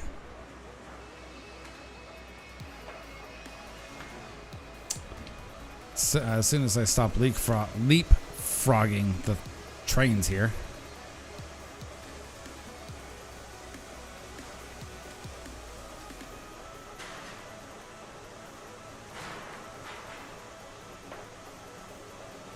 Husky, yeah, I wouldn't know who started that trend, dude. All I know is that I picked it up from Heiss. You know, Heiss, to be fair, worked for BNSF, and he always called it the bean sniff, apparently. I don't know. I know nothing. I'm just a foamer who pretends he knows anything.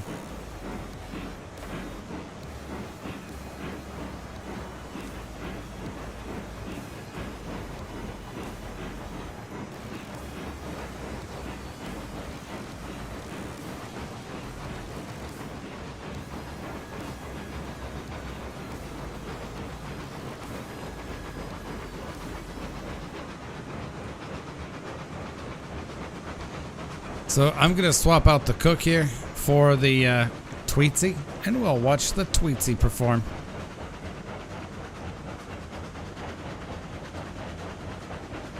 A Tweetsy and a Heiss are working together. That's going to be interesting.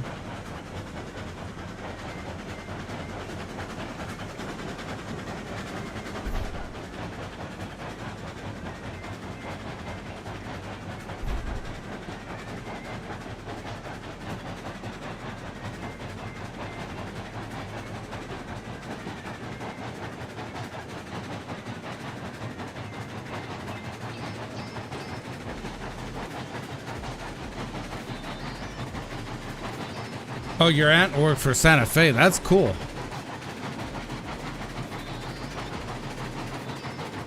What did she do there?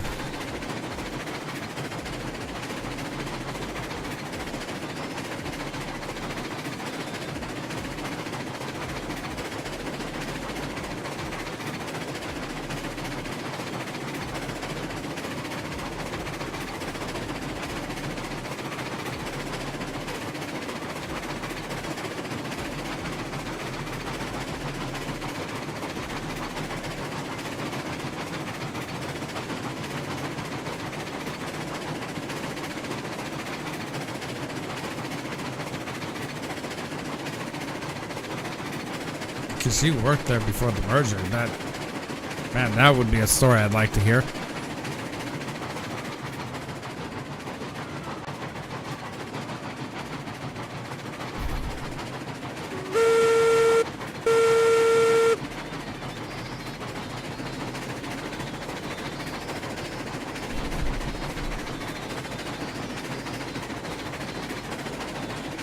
Scratch my chin on the microphone. I don't have a chin scratcher otherwise.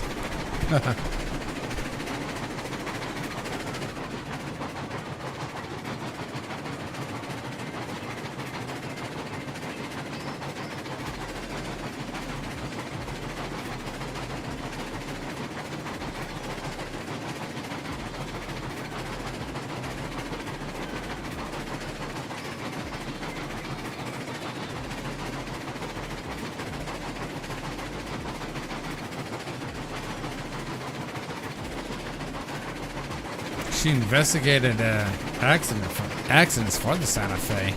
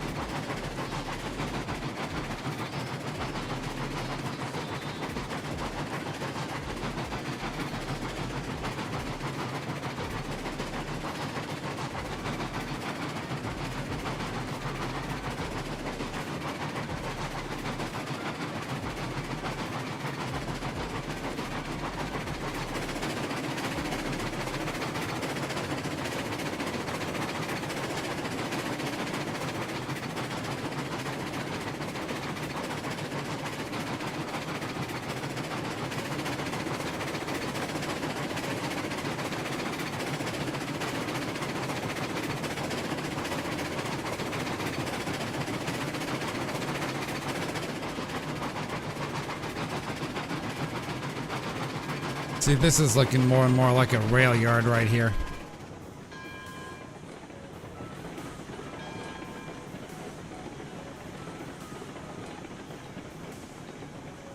Whoa, the sliding is real.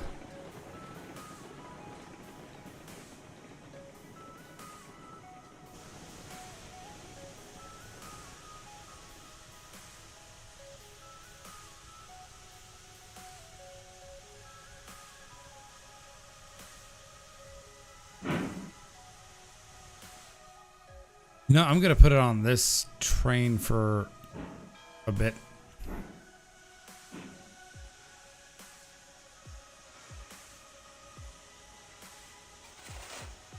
I'm gonna pre-fire this Tweetsy.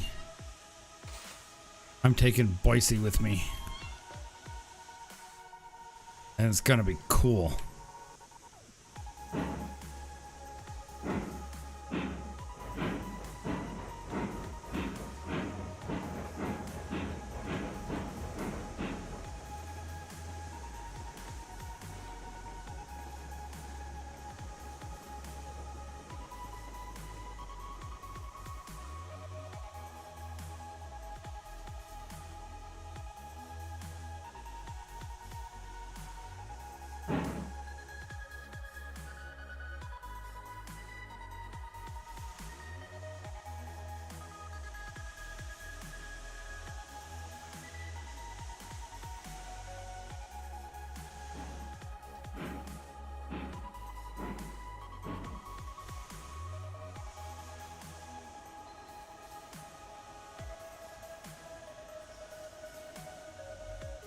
Dude, I'm wondering how this is actually gonna work with a Heisler.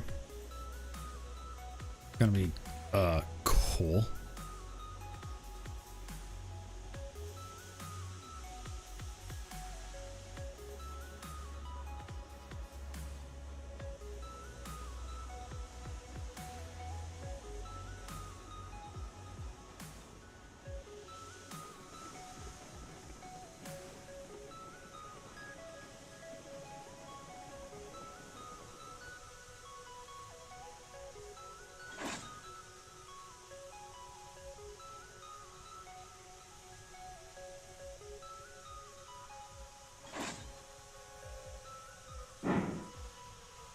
Okay, that's all tied down and just sitting here now.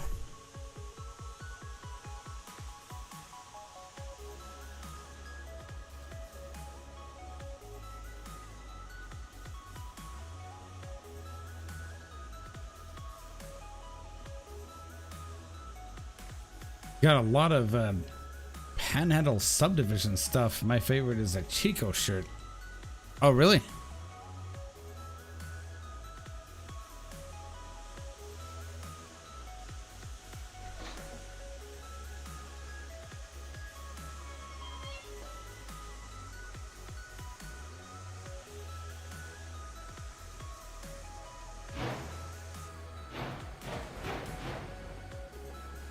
Okay, opinion time, or expert opinion time. Marker boxcar. Does this guy look like either a split knuckle coupler, like so, or is this a Jenny coupler? They both had the same function, right? Where they were both compatible with knuckle couplers and link and pin. I could swear that this was a Janny coupler, but I could have been wrong.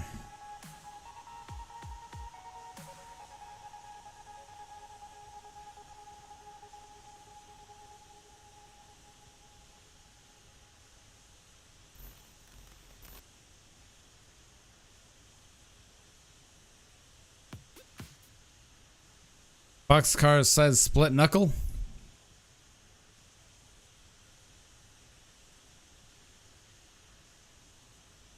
What say you, Mark? Split knuckle? We get a 2 for here.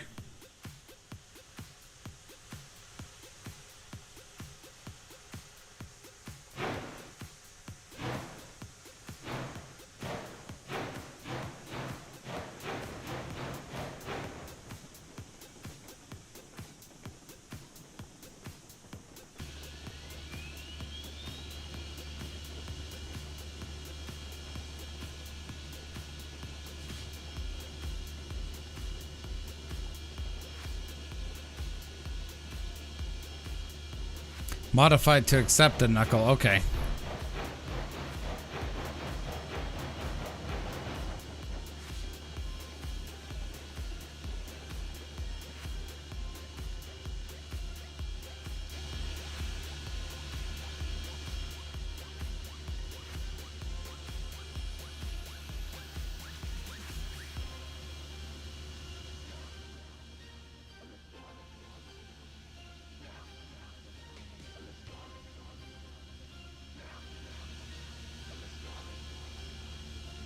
And by the way, the thing right next to it, that's an angle cock for an air brake, for an airline. So this locomotive is actually equipped with an automatic brake. So normally, this guy right here would be your independent. This guy would be your automatic. But they do not have air brakes in this game at all.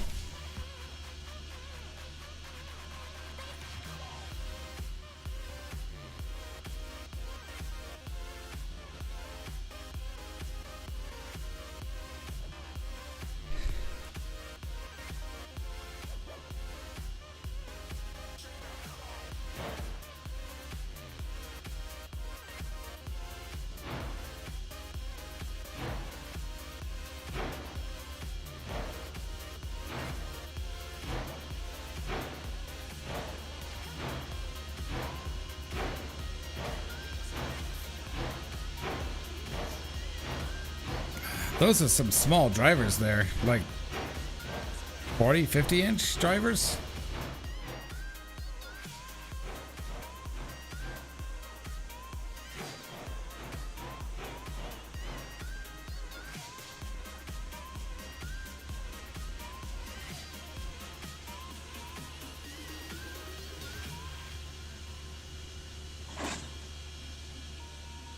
Okay, now we get to fully fuel this up.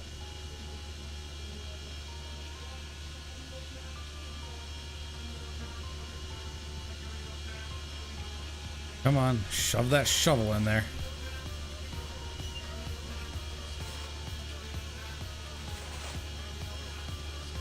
So the thing I found out about the thing I found out yesterday is that these units carry about 6,000 units of coal in the tender.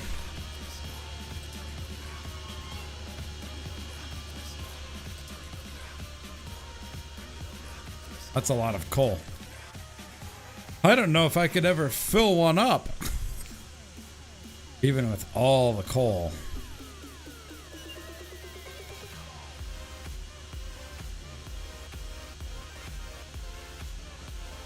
Yeah, I just wanted clarification because I thought that looked like a Janny coupler to me. I mean, that's a really cool design. So, like, what's the difference between a split knuckle and a Janny?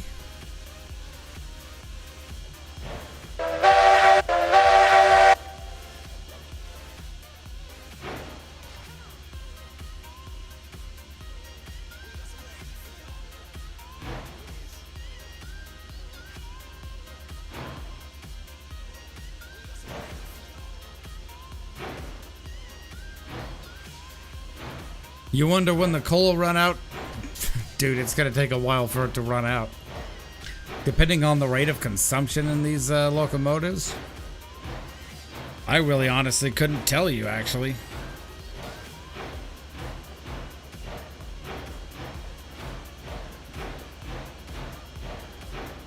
What's weird is that this is like a kerosene light that's actually powered by electricity. Because of this dynamo right here.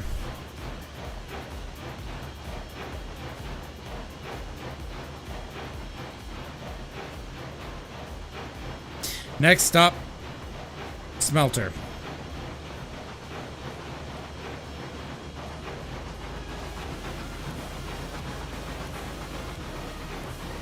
You think they're the same? Yeah, I think they're the same, and basically I just wonder if they just have different names. Like the Janny coupler is like the more formal name, whereas like the split knuckle coupler is just the name to describe it.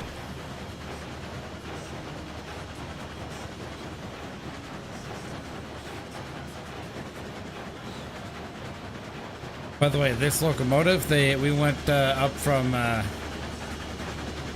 let's save game. So when we swapped the cook out,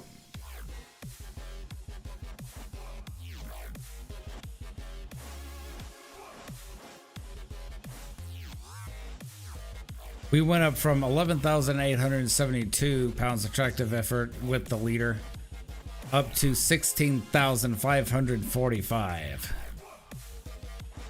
And we're attached to an additional 13,010 pounds of tractive effort. I got that one memorized because Heislers are my favorite.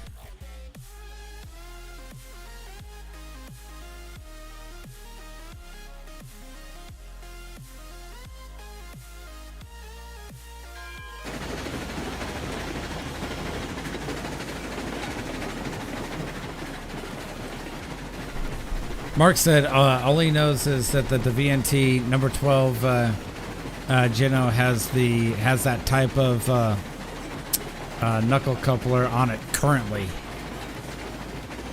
Yeah, I've seen pictures of that.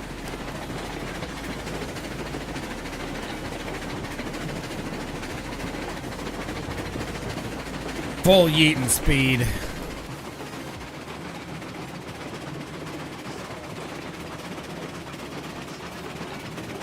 Let's see how much this unit that can go 29 miles an hour will drag the Heisler.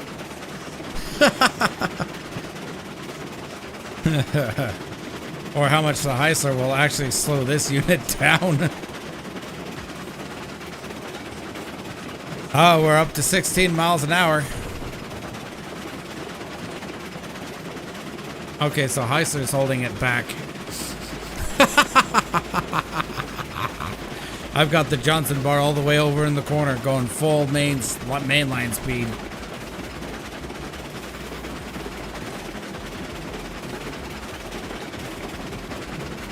By the way, Husky, I saw you in Nix's stream yesterday.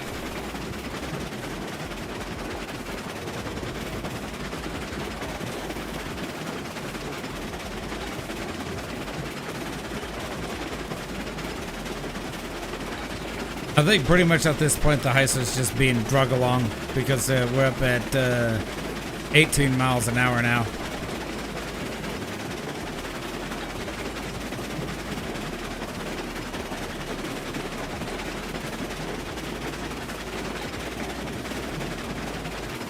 Yeah, I know, you said hi. Lol.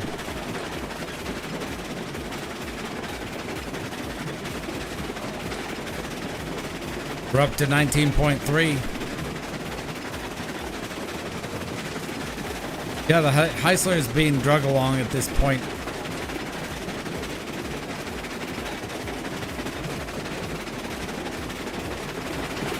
Mainline speed, baby, except no substitutes. 20 miles an hour, 20.9. Oh, it's jiggling. This would actually be a terrible combination. It really would. Because very much the same thing would happen in real life. This locomotive here would be just dragging the Heisler.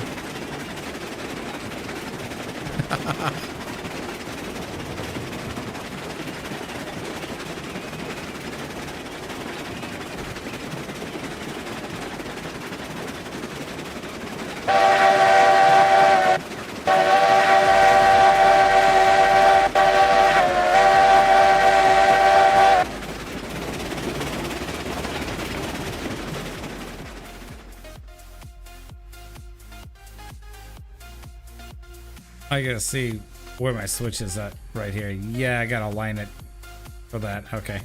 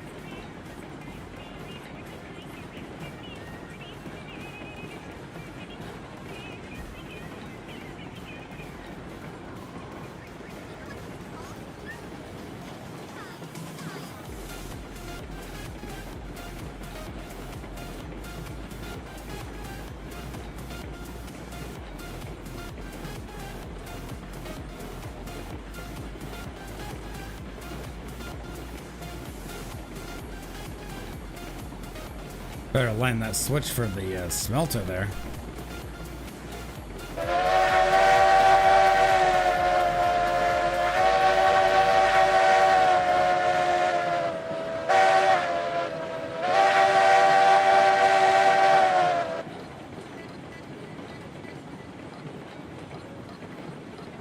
We're holding at about 20 miles an hour, so the Heisler is actually kind of holding back the Tweetsie some. While the Tweetsie is basically dragging it at this point. And that's true to life too. You know, if you had a real Tweetsie hooked up to a Heisler would just get drug along.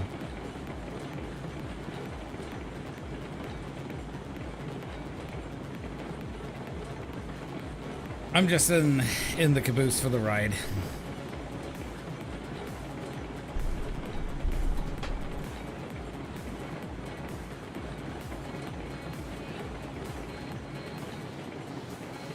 Oh, by the way, I also reworked this corner up here too.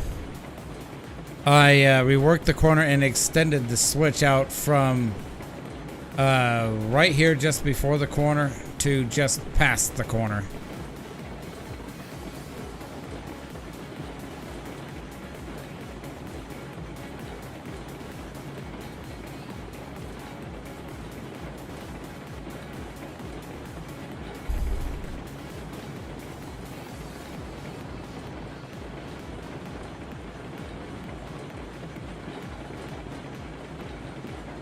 I'm riding as a passenger.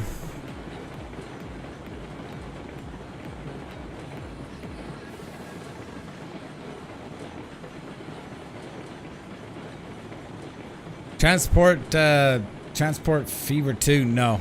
I haven't played it. Surprised that's still actually a thing. It was a cool game, I've heard.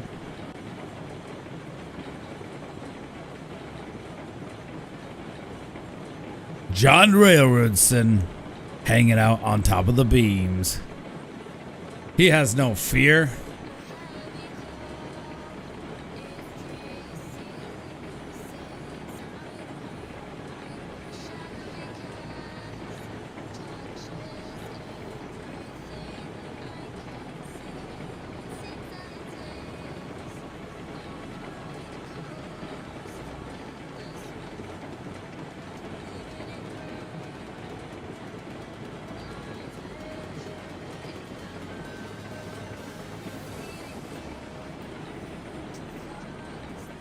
John Railroadson has no fear.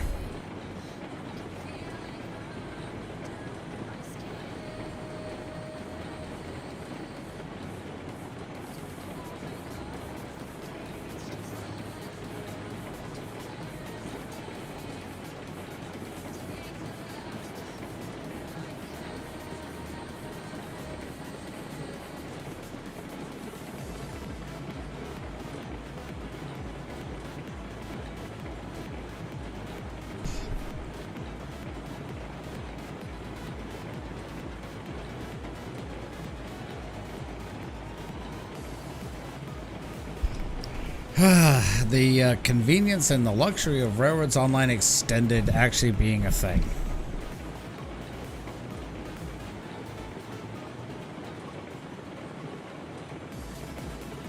I mean, just look at that. Isn't that beautiful?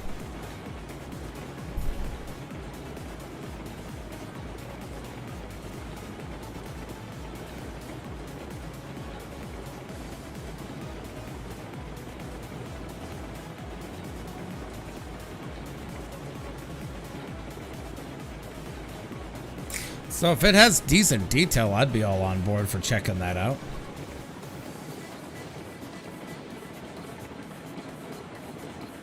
Dude, I'm still cruising down this grade at 16 miles an hour with, what, 15% brake on?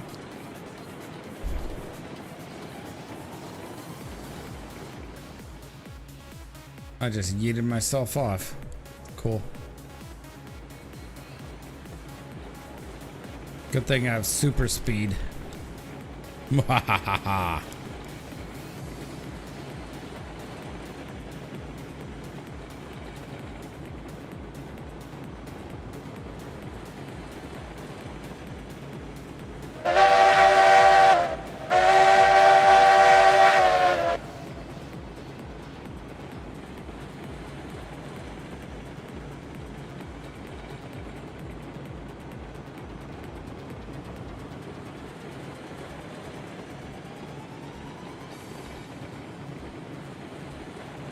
This guy would have to be one very ballsy brakeman.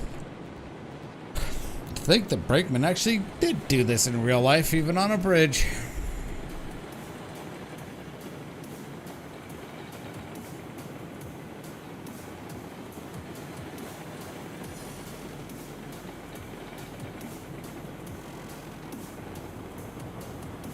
Turn that brake up to 25%.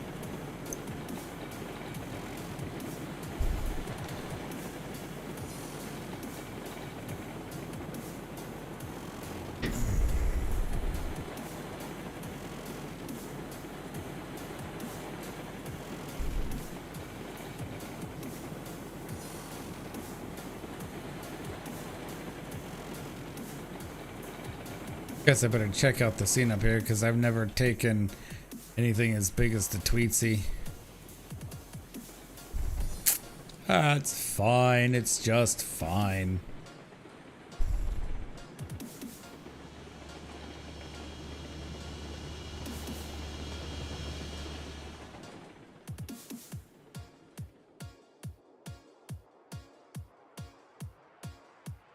Who's messaging me now?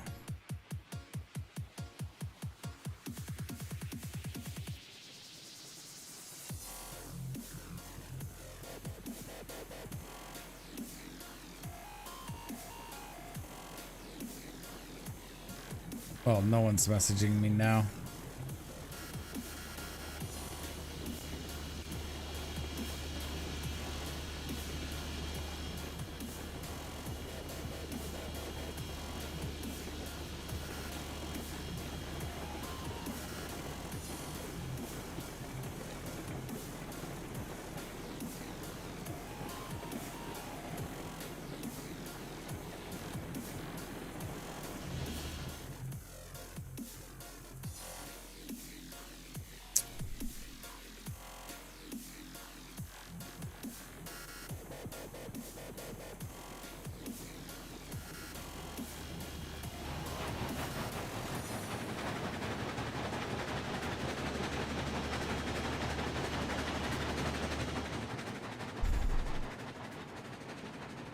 I control locomotives with my mind.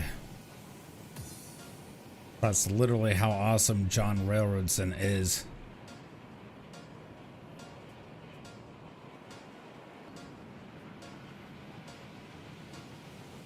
I'll be right here.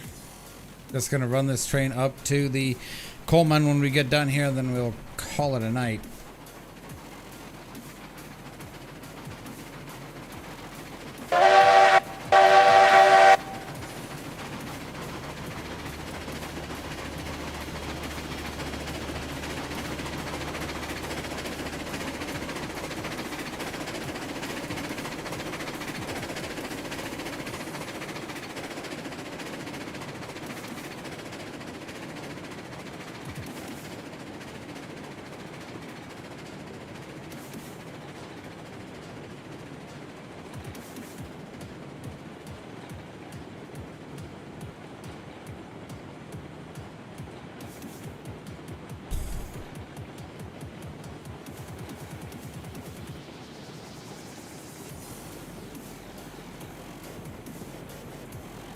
Better slow her down some.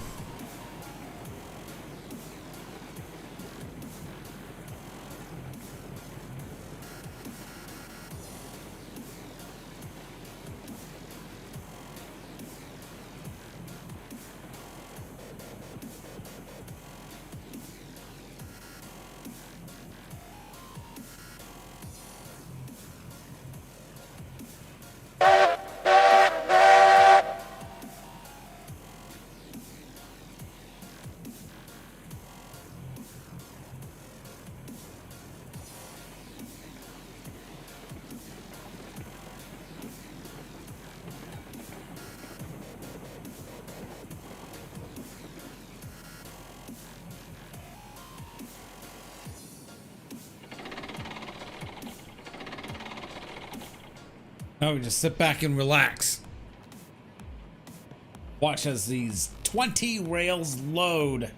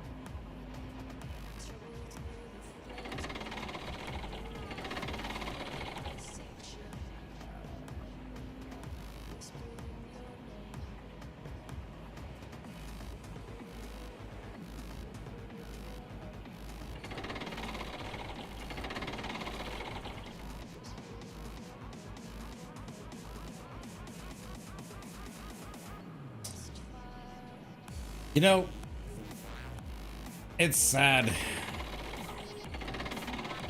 Never thought I could be this lazy on the job.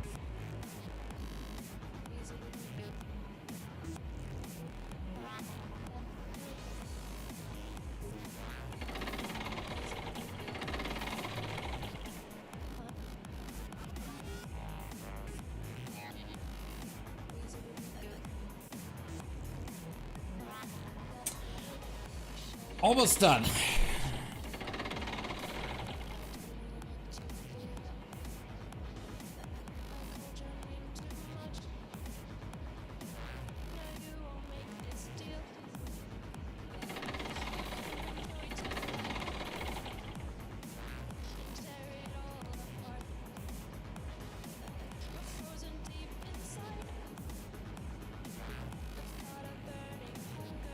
You see, that was incredibly hard work right there. Didn't have to do anything.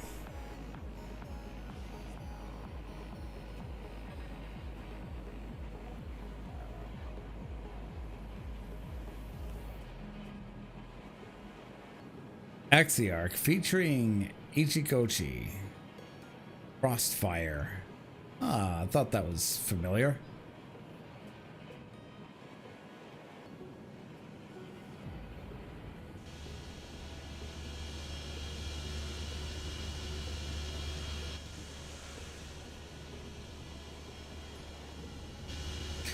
I think I better refuel down here.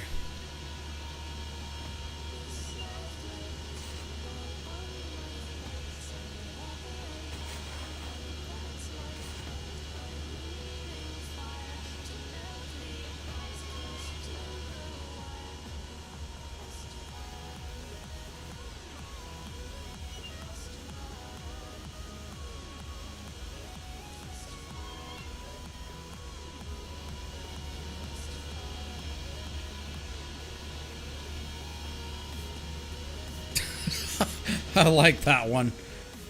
It's not being lazy. It's conserving energy. 200 IQ. Plays right there.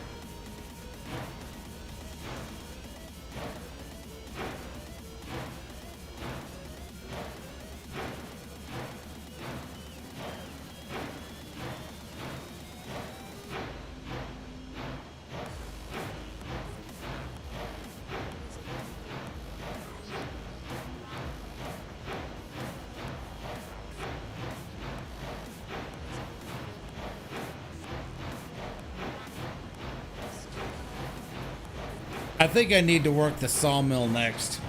Or not the sawmill, the smelter.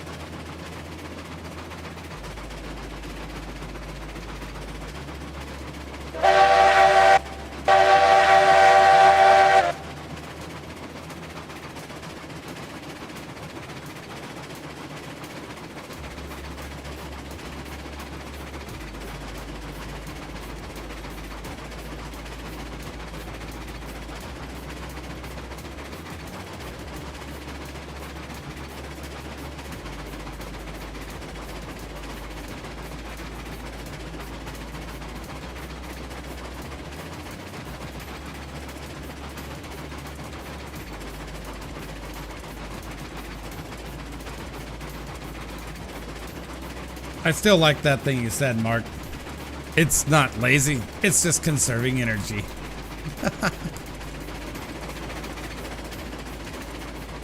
They tell us to conserve energy all the time. Why not?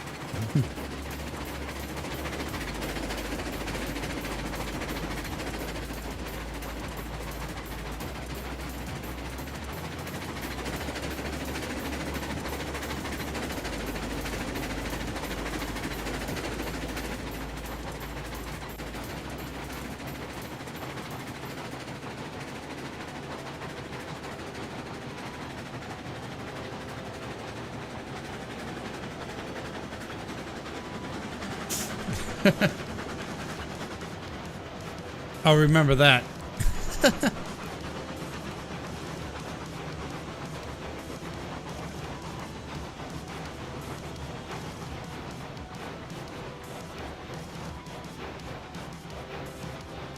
By the way, the train isn't dying. I accidentally cut the reverser back.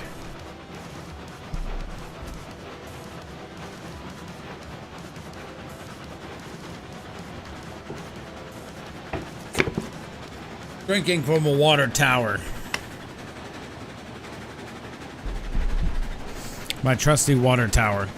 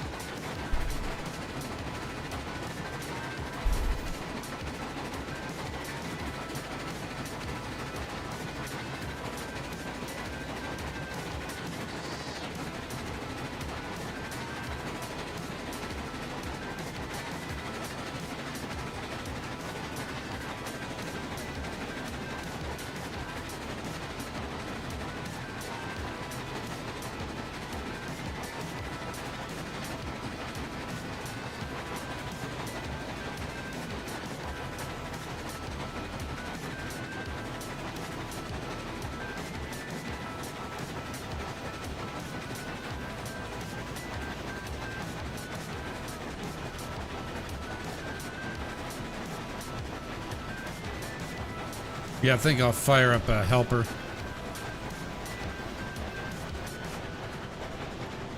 And make it work for us.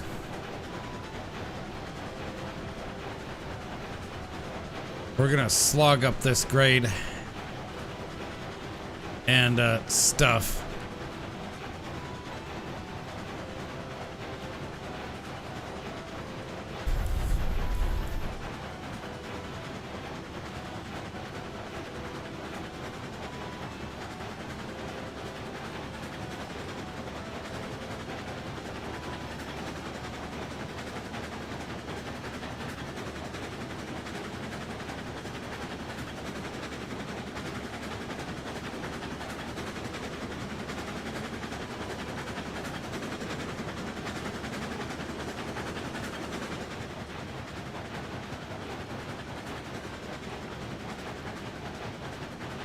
You're going over the bridge version of Tehachapi Loop here.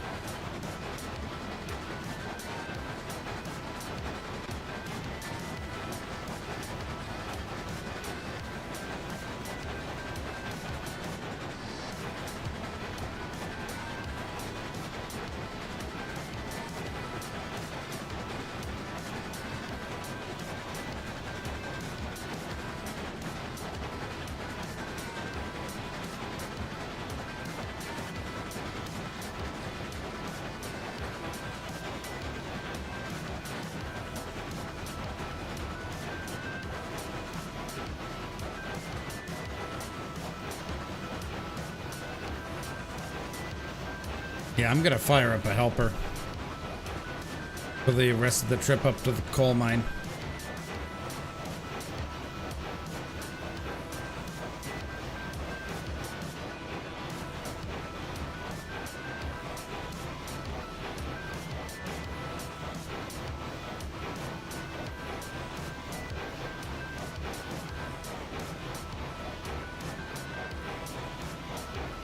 Slowing down to 5.5 miles an hour.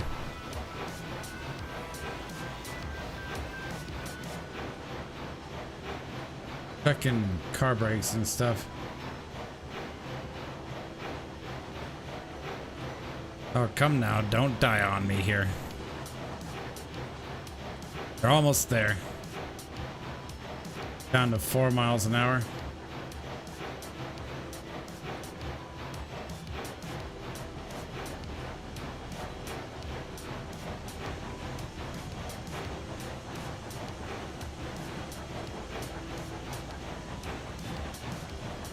I mean, this part is about 3%.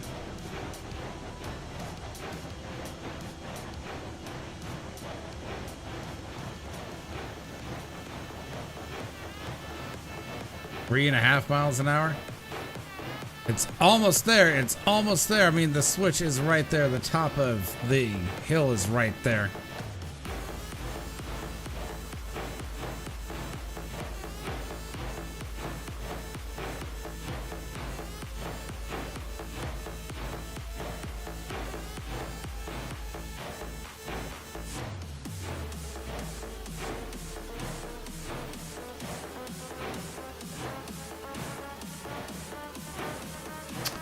Down to 2 miles an hour. Wow.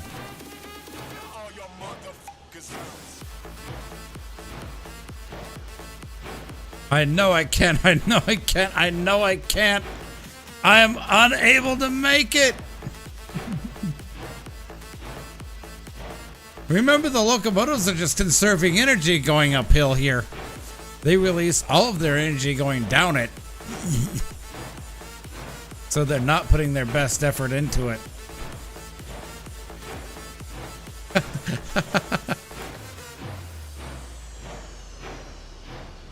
Sad. Finally. That's what they're doing. They're just conserving their energy going uphill so they can actually use their energy going down it. I know I can't. I know I can't. I know I can't. I am unable to.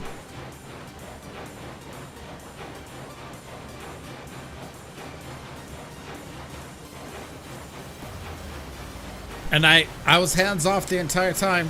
I was hands off the entire time. I didn't choke the throttle or the reverse or anything.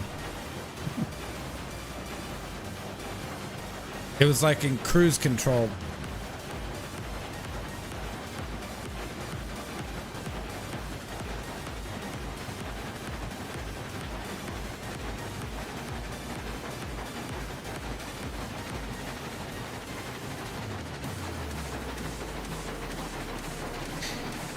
It's a good thing I did swap out Tweetsy for the cook because we wouldn't have made it up that hill.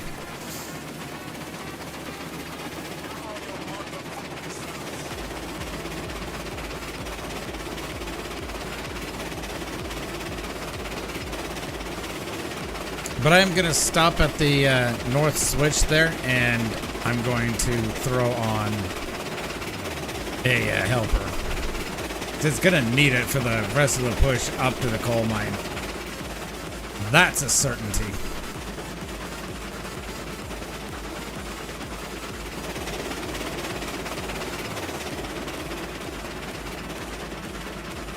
Because that iron back there just about adds another 60,000 pounds to the load. Dude, I like this curve so much more, so much better now. It's a lot smoother.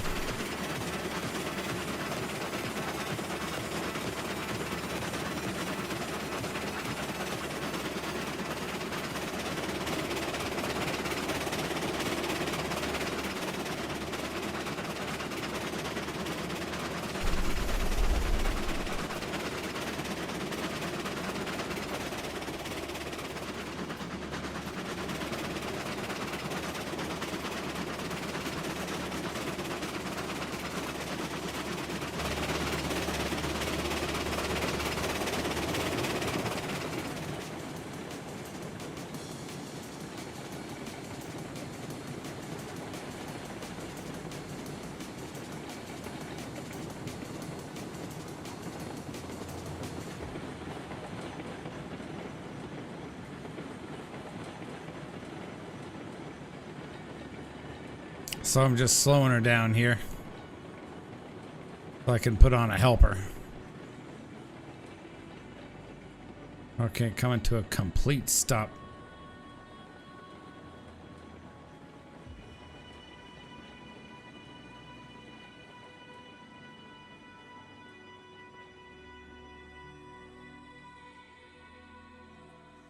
Okay. You gotta do it, okay? Which one of you is worthy? Ah, class 70. You're worthy.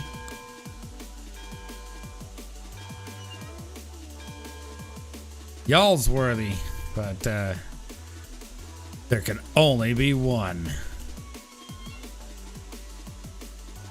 Gotta wait for old Starlight Glimmer to fire up here.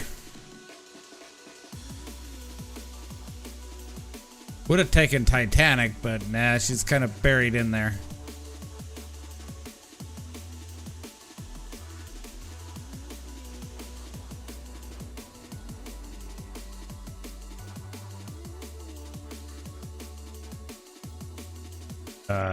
Hello? Switch? Thank you.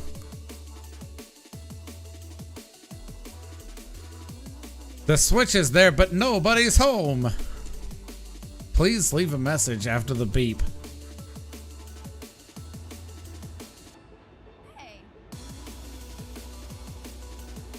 Please leave a message after the rock on snake.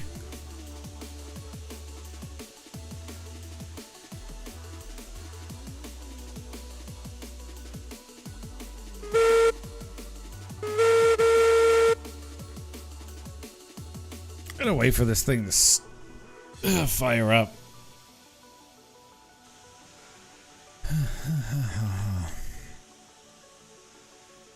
I mean, I know you're 15,000 pounds of tractive effort, so you should be good for a bit of a boost up the hill.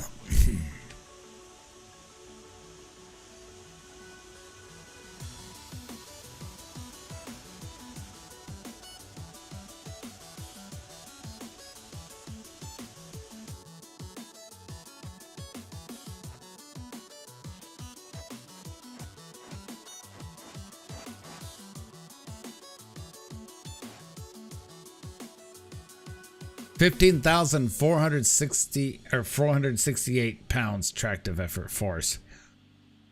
So there will be 2 consolidations on this train, one up front, one in back.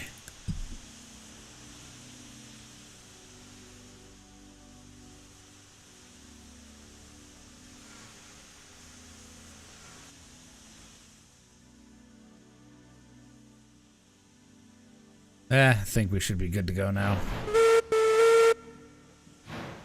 That's the one thing I'm thankful for, that this game doesn't force us to actually cold fire a locomotive. Boy, that'd be a drawn out process.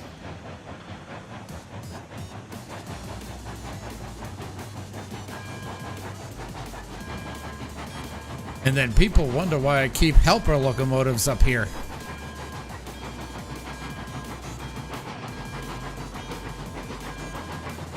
By the way, you'll get to see the new route I sort of laid out. I changed it from earlier as well.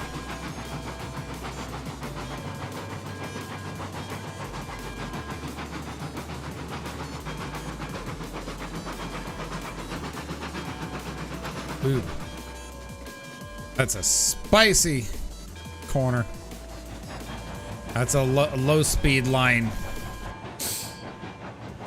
Not a high speed line.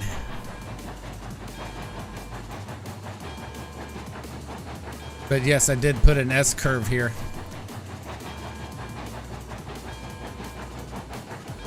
And I also made this for two things, you know, for just such a situation as what you're seeing now, and also for accessibility to that interchange track right up here too.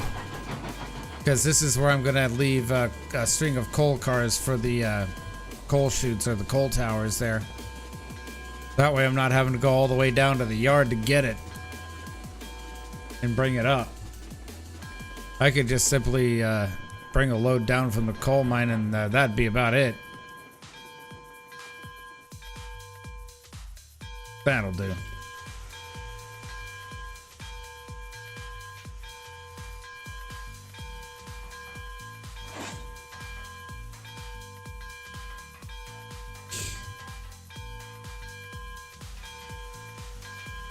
I think I fully fired you up, right? Let's go ahead and top you off anyway.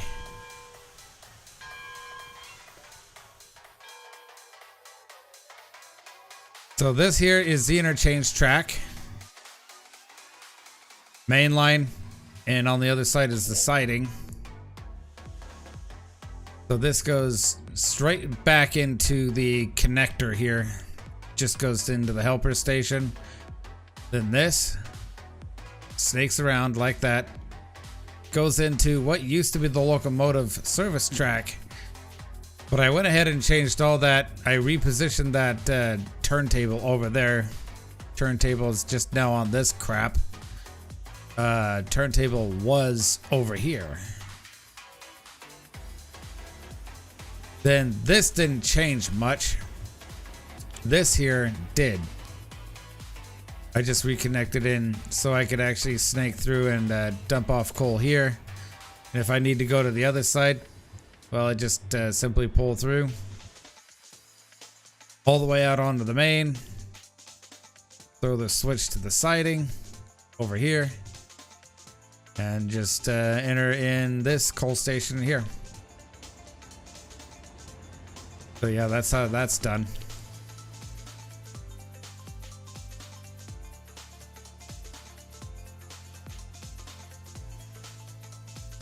Oh, and I put a telegraph office right here too, by the way, at the north end of the siding.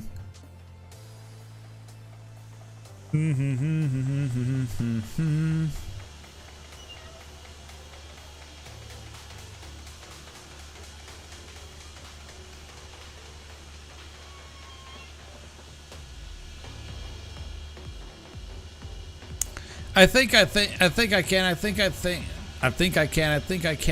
can.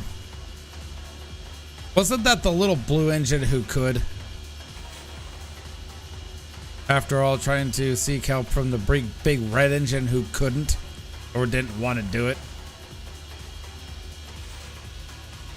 You know, if James were there from Shining Time Station, he would have kicked his ass. And then James would have done it.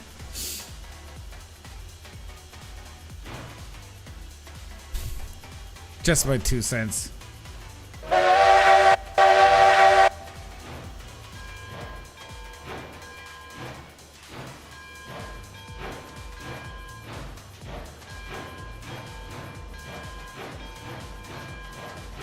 That's a definite maybe. Yeah.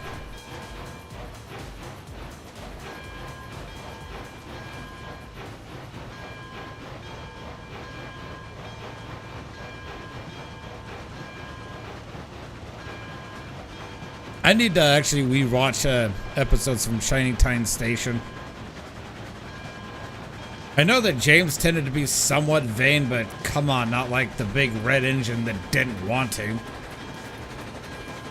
Not like that guy. No, no, no.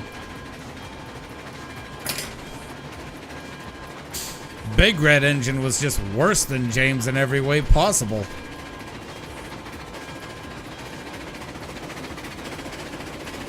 And then if it wouldn't be James that would have killed the big red engine, then it would have been Gordon that would have killed the big red engine for sure. And I'll stake my bets on that one.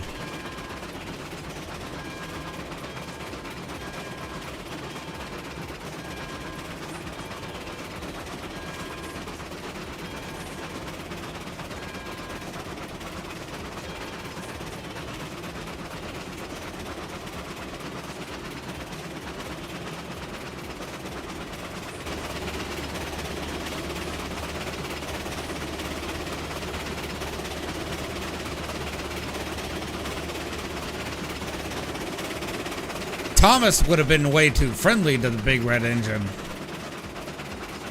But not Gordon. No siree.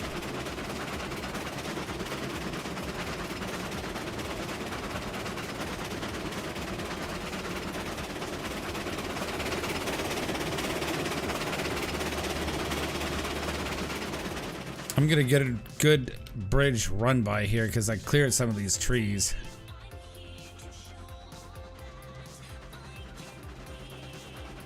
Welcome back, Husky. We were just talking about how much Gordon or James would have killed the big red engine for not helping out.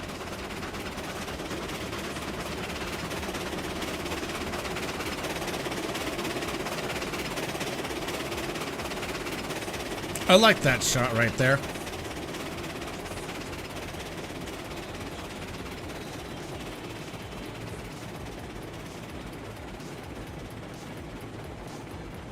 I should have taken my face cam off. Oh well. What I get for not thinking.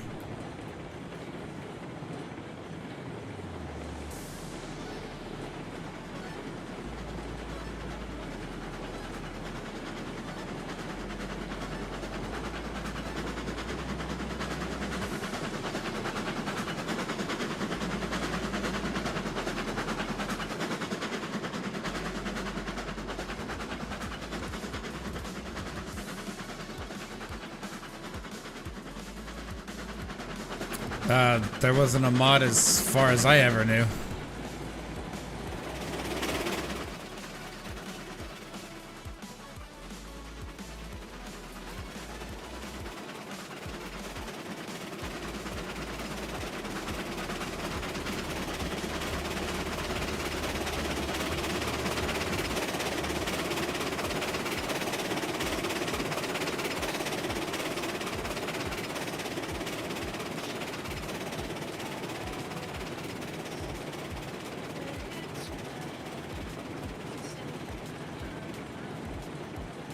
Yes, I had to put a class 70 on the back because I almost stalled my train coming up the hill from the Helix up here.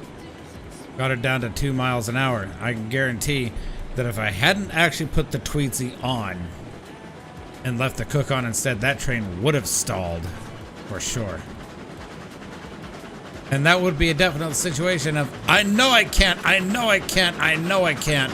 That's actually what spawned that whole debate. Not a debate, but you know, that thing about Gordon or James wanting to kill the big red engine for not helping the little blue engine out, you know.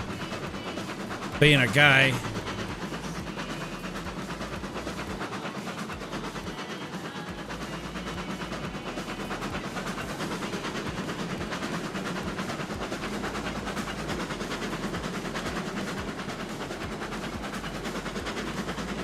My head is in the wood.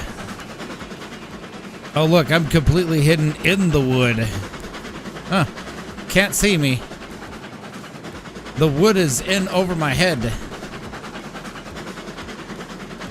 Haha, go figure.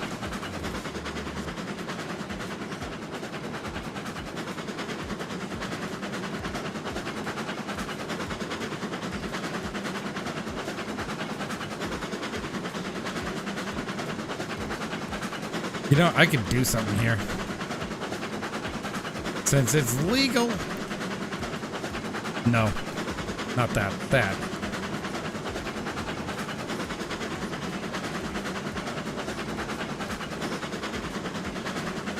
I am protecting my rear.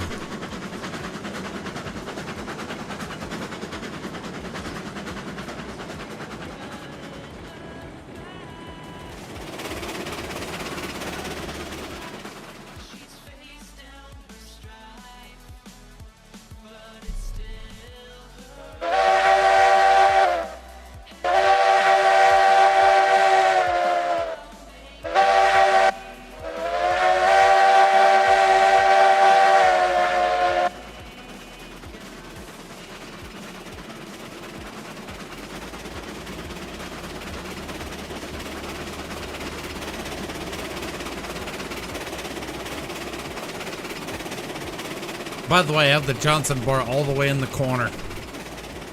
Full rig, too.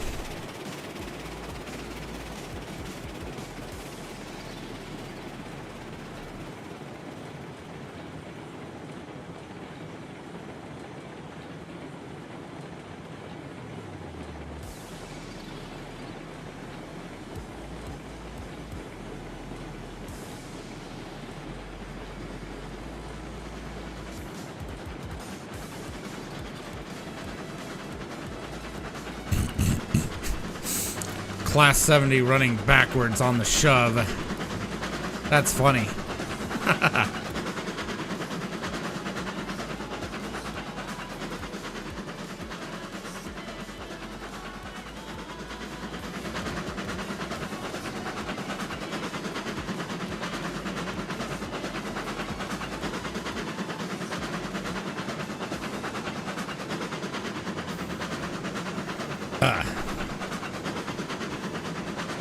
I can't get on.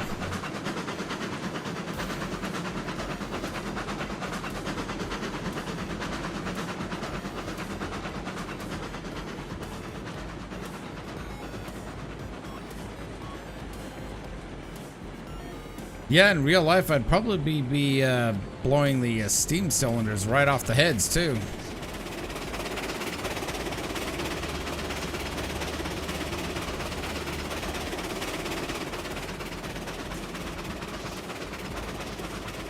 I mean, this is 2.5% right here. Then you have the much stiffer grade of 3.5 coming up.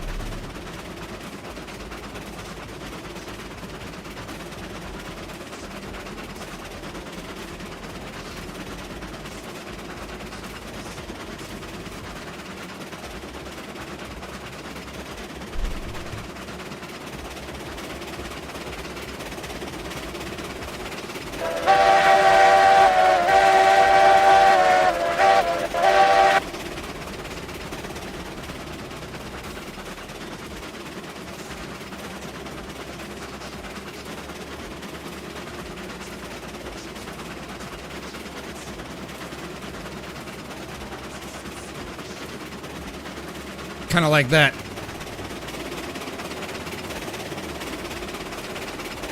Because once you get full speed, then you actually bring back the reverse or the Johnson bar.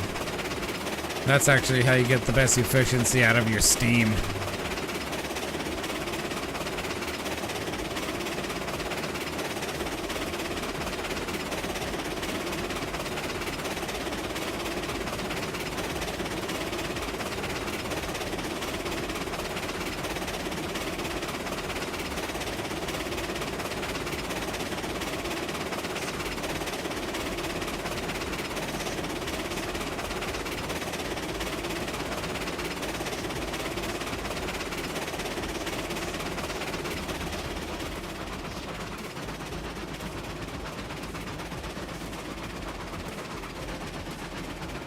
Then I'm hitting this grade here that's 3%.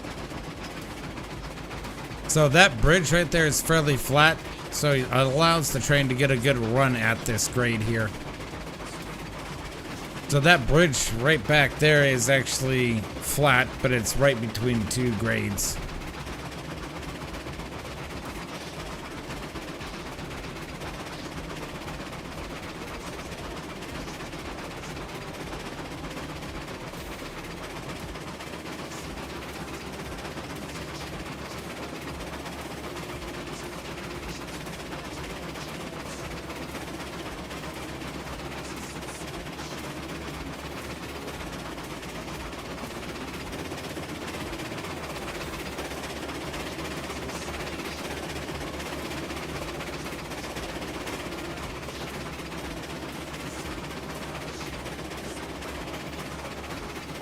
Now we're holding steady at 13 miles an hour going up this 3.5.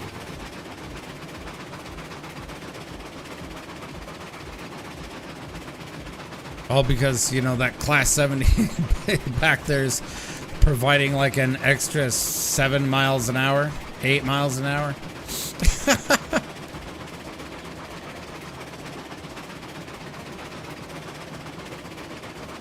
Yeah, I think that the chuffs on the Heisler is still not correct, but they're a lot better than what they used to be.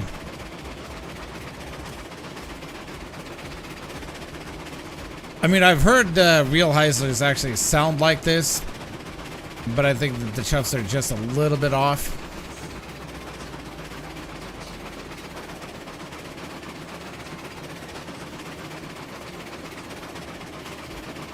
Class 70 is still back there, doing Class 70 things.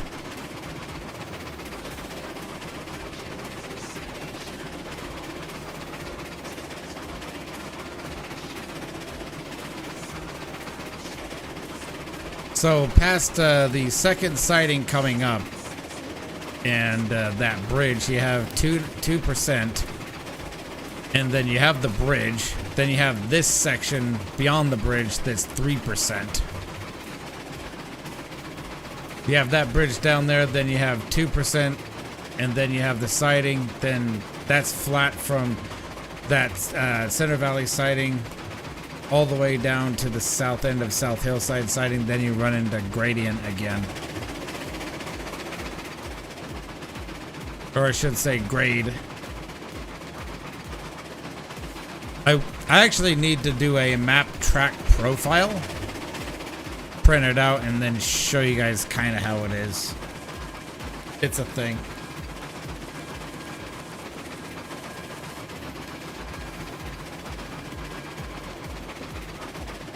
Oh, that's my locomotive in that shed going off. I'm like, why is there a locomotive bell dinging? You know. Let me know that church service is in session. You know.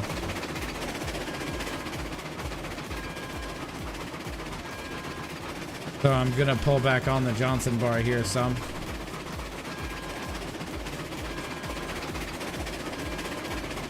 Because we're getting to the top.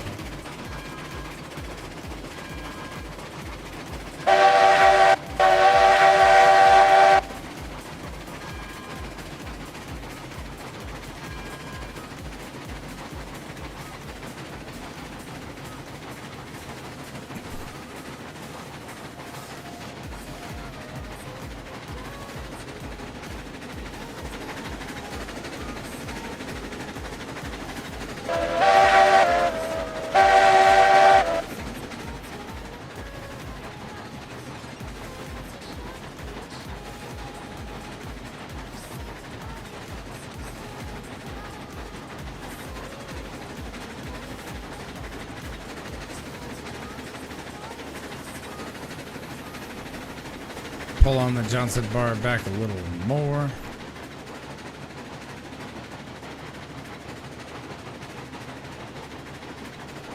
Like a lot more.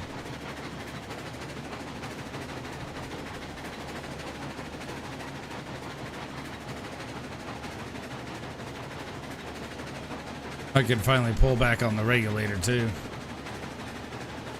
Or push the regulator in some.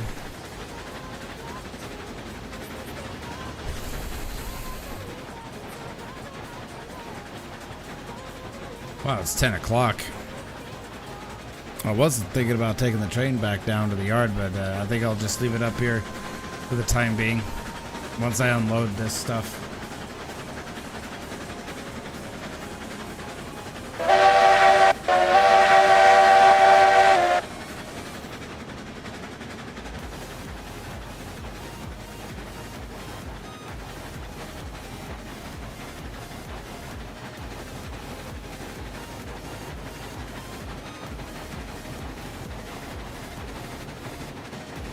Midnight there. Yep, you're 2 hours ahead of me.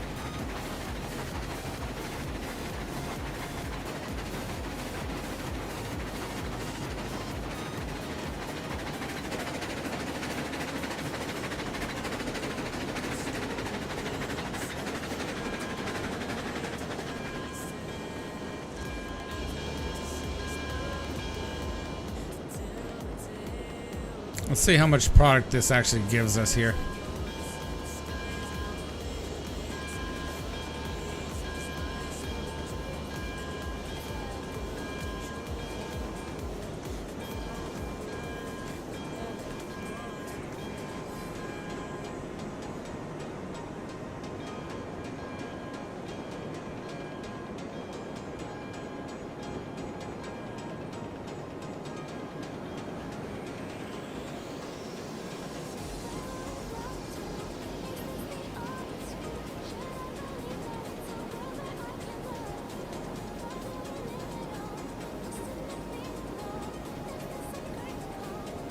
It's whatever time it is. Yeah.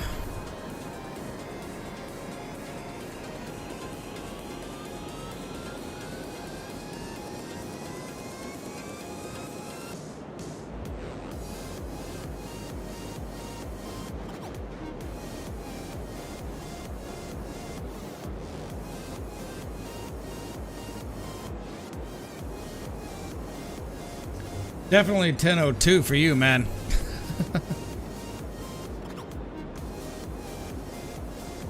It's good to be in the same time zone. If I do say so myself. It's so dark or whatever, you know.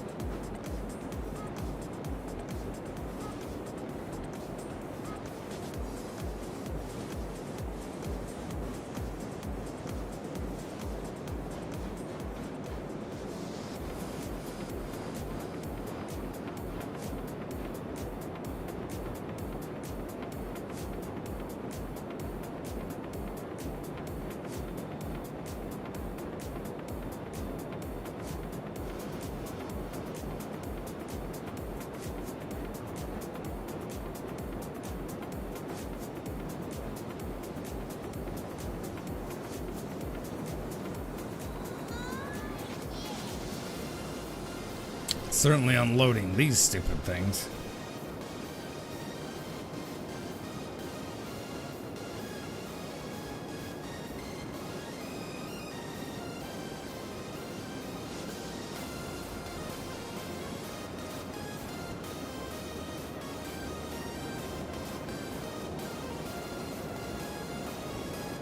This could come close to actually topping me off. Just with this train alone. You have your own time zone.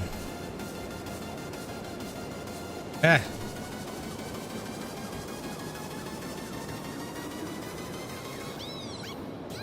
It's on whatever time you determine it to be. If you want it to be midnight, it's midnight. If you want it to be no time at all, it's no time at all.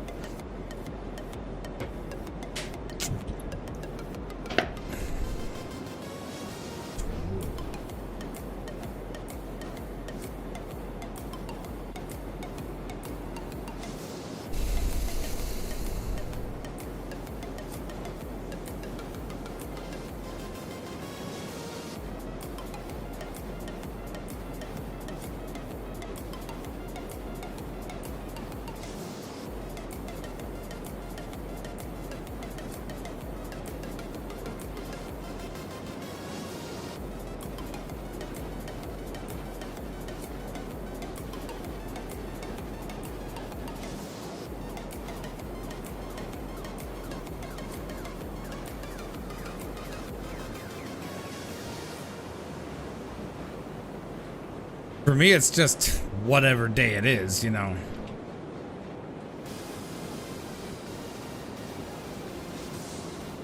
Jeez.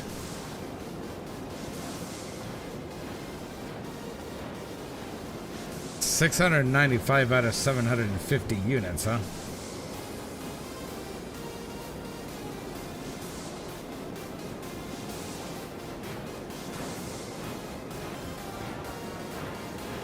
$715.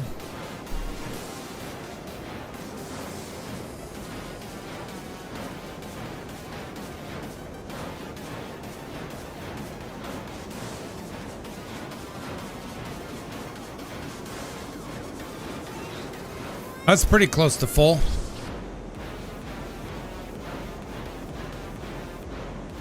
Even though I just yeeted like 60 beans into that. Just to get coal going in that.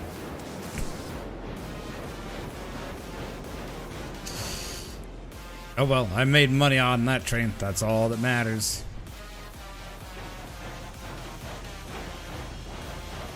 So yes, everybody, the moral of the story of this train is if I didn't have the Tweetsy going up that grade through the helix, I would have for sure stalled out.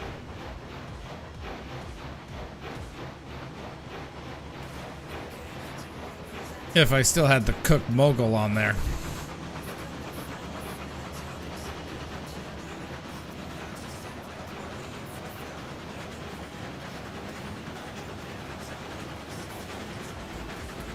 I'm gonna pull it ahead in here and I'm just gonna stop it short of the switch. That way I have it ready to go whenever this train is ready to leave.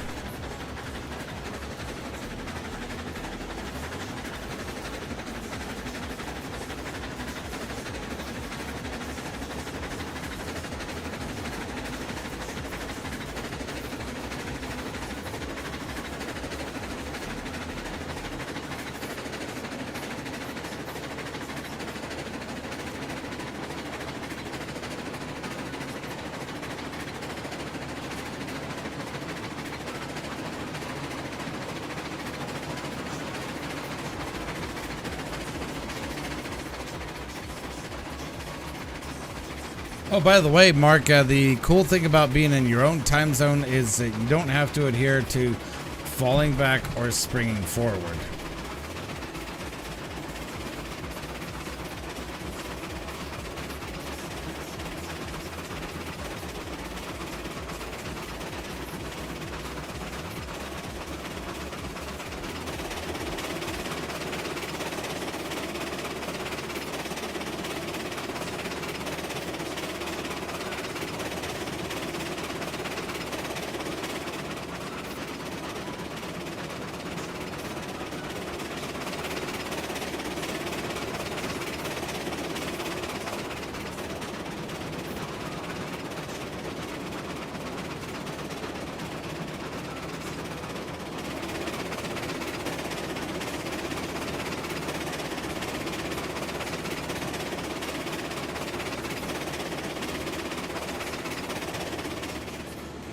All right, full brake applied.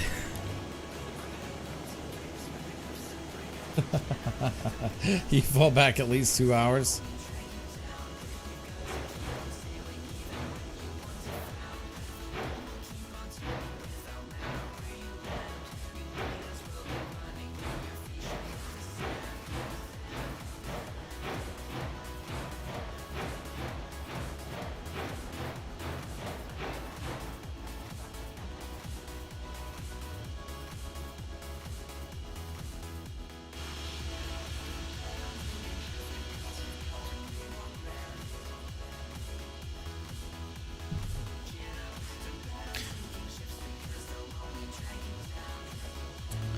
Actually, no, I'll save all the things.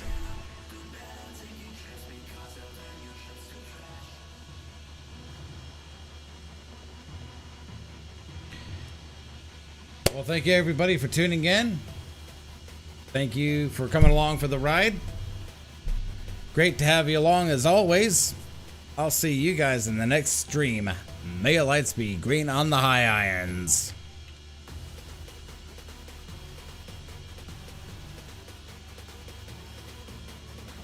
Be safe, everybody.